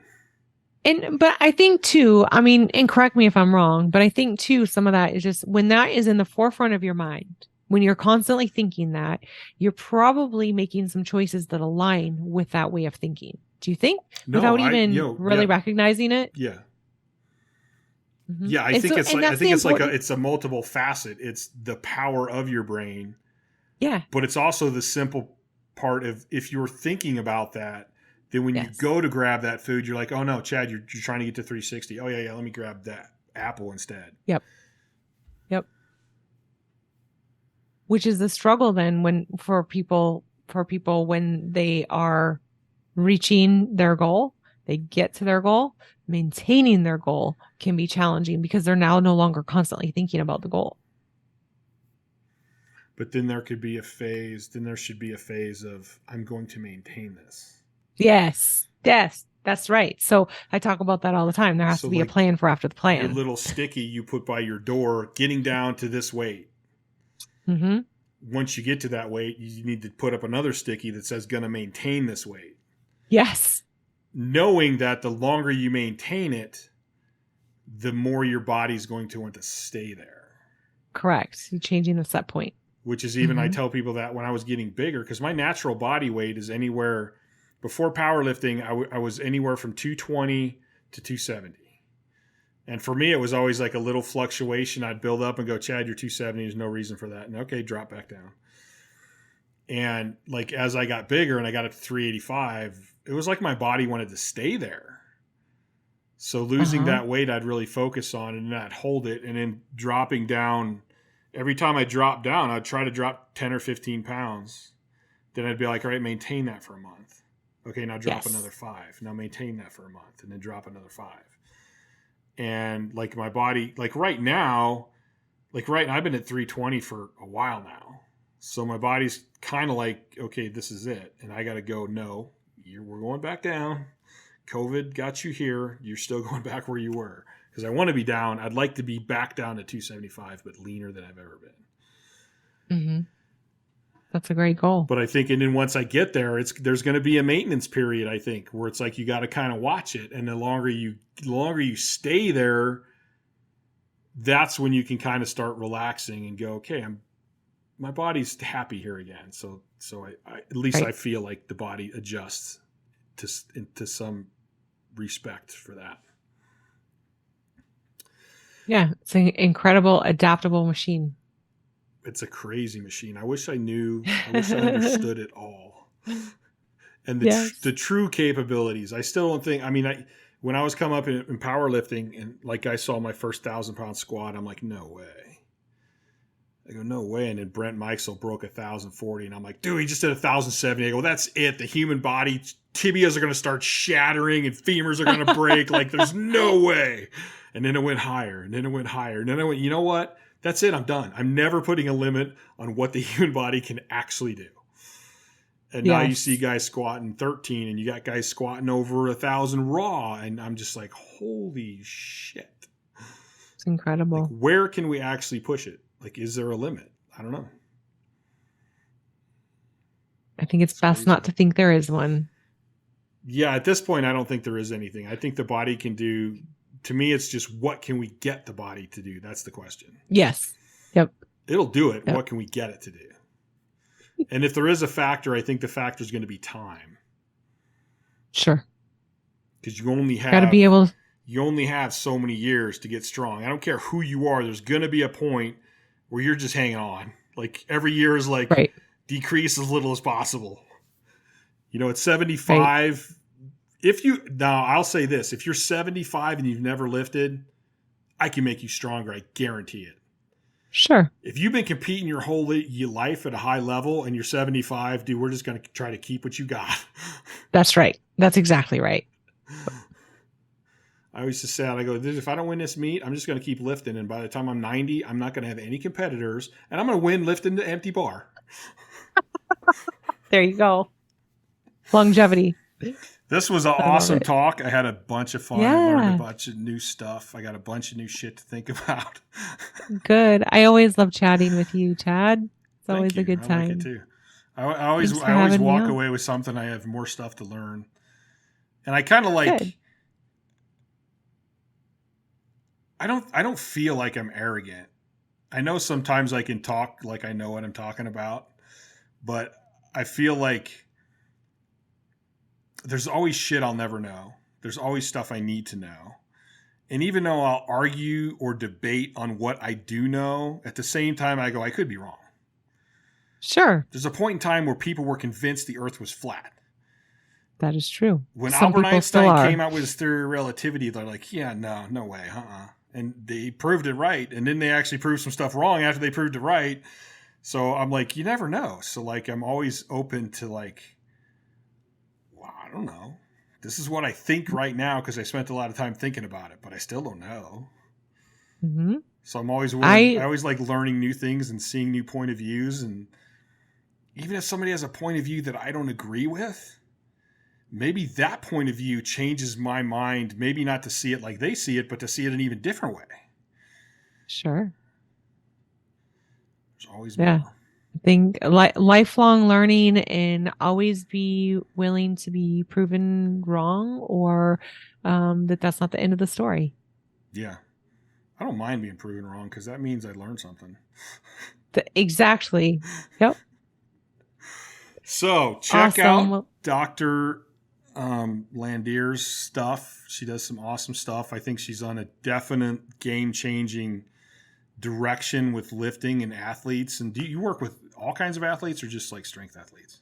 Mostly strength athletes. We do oddly have some like ultra marathoners on our roster, but mostly strength athletes. That's our jam. Oh, I'm going to have to save that one I could go down a rabbit hole with that one too, because that's an interesting one for me too, because it's a little different, but it's still the same thing. Correct. I mean, they That's still overtrain. They still beat the crap out of themselves. Yes. Yeah, it's interesting. Yes, and cyclists too. We've got some cyclists, so same. Yep. Yeah, same thing. It's maybe not going for the mass or the strength, but they're still pushing their bodies to a crazy limit. And for my research, they're all like, I think every athlete is like that. You take a person that's that aggressive. I honestly think you could probably do nutrition for business owners.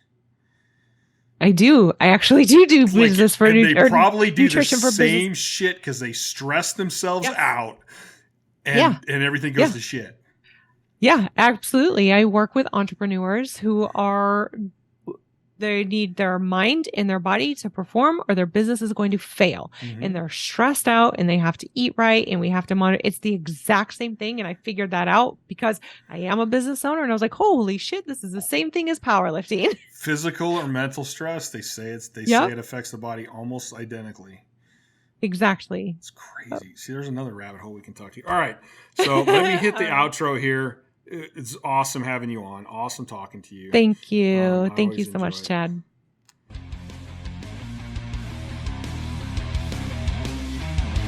Thanks for listening to the Courage Barbell Unlimited podcast. For more information, please visit couragebarbell.com. Until next time.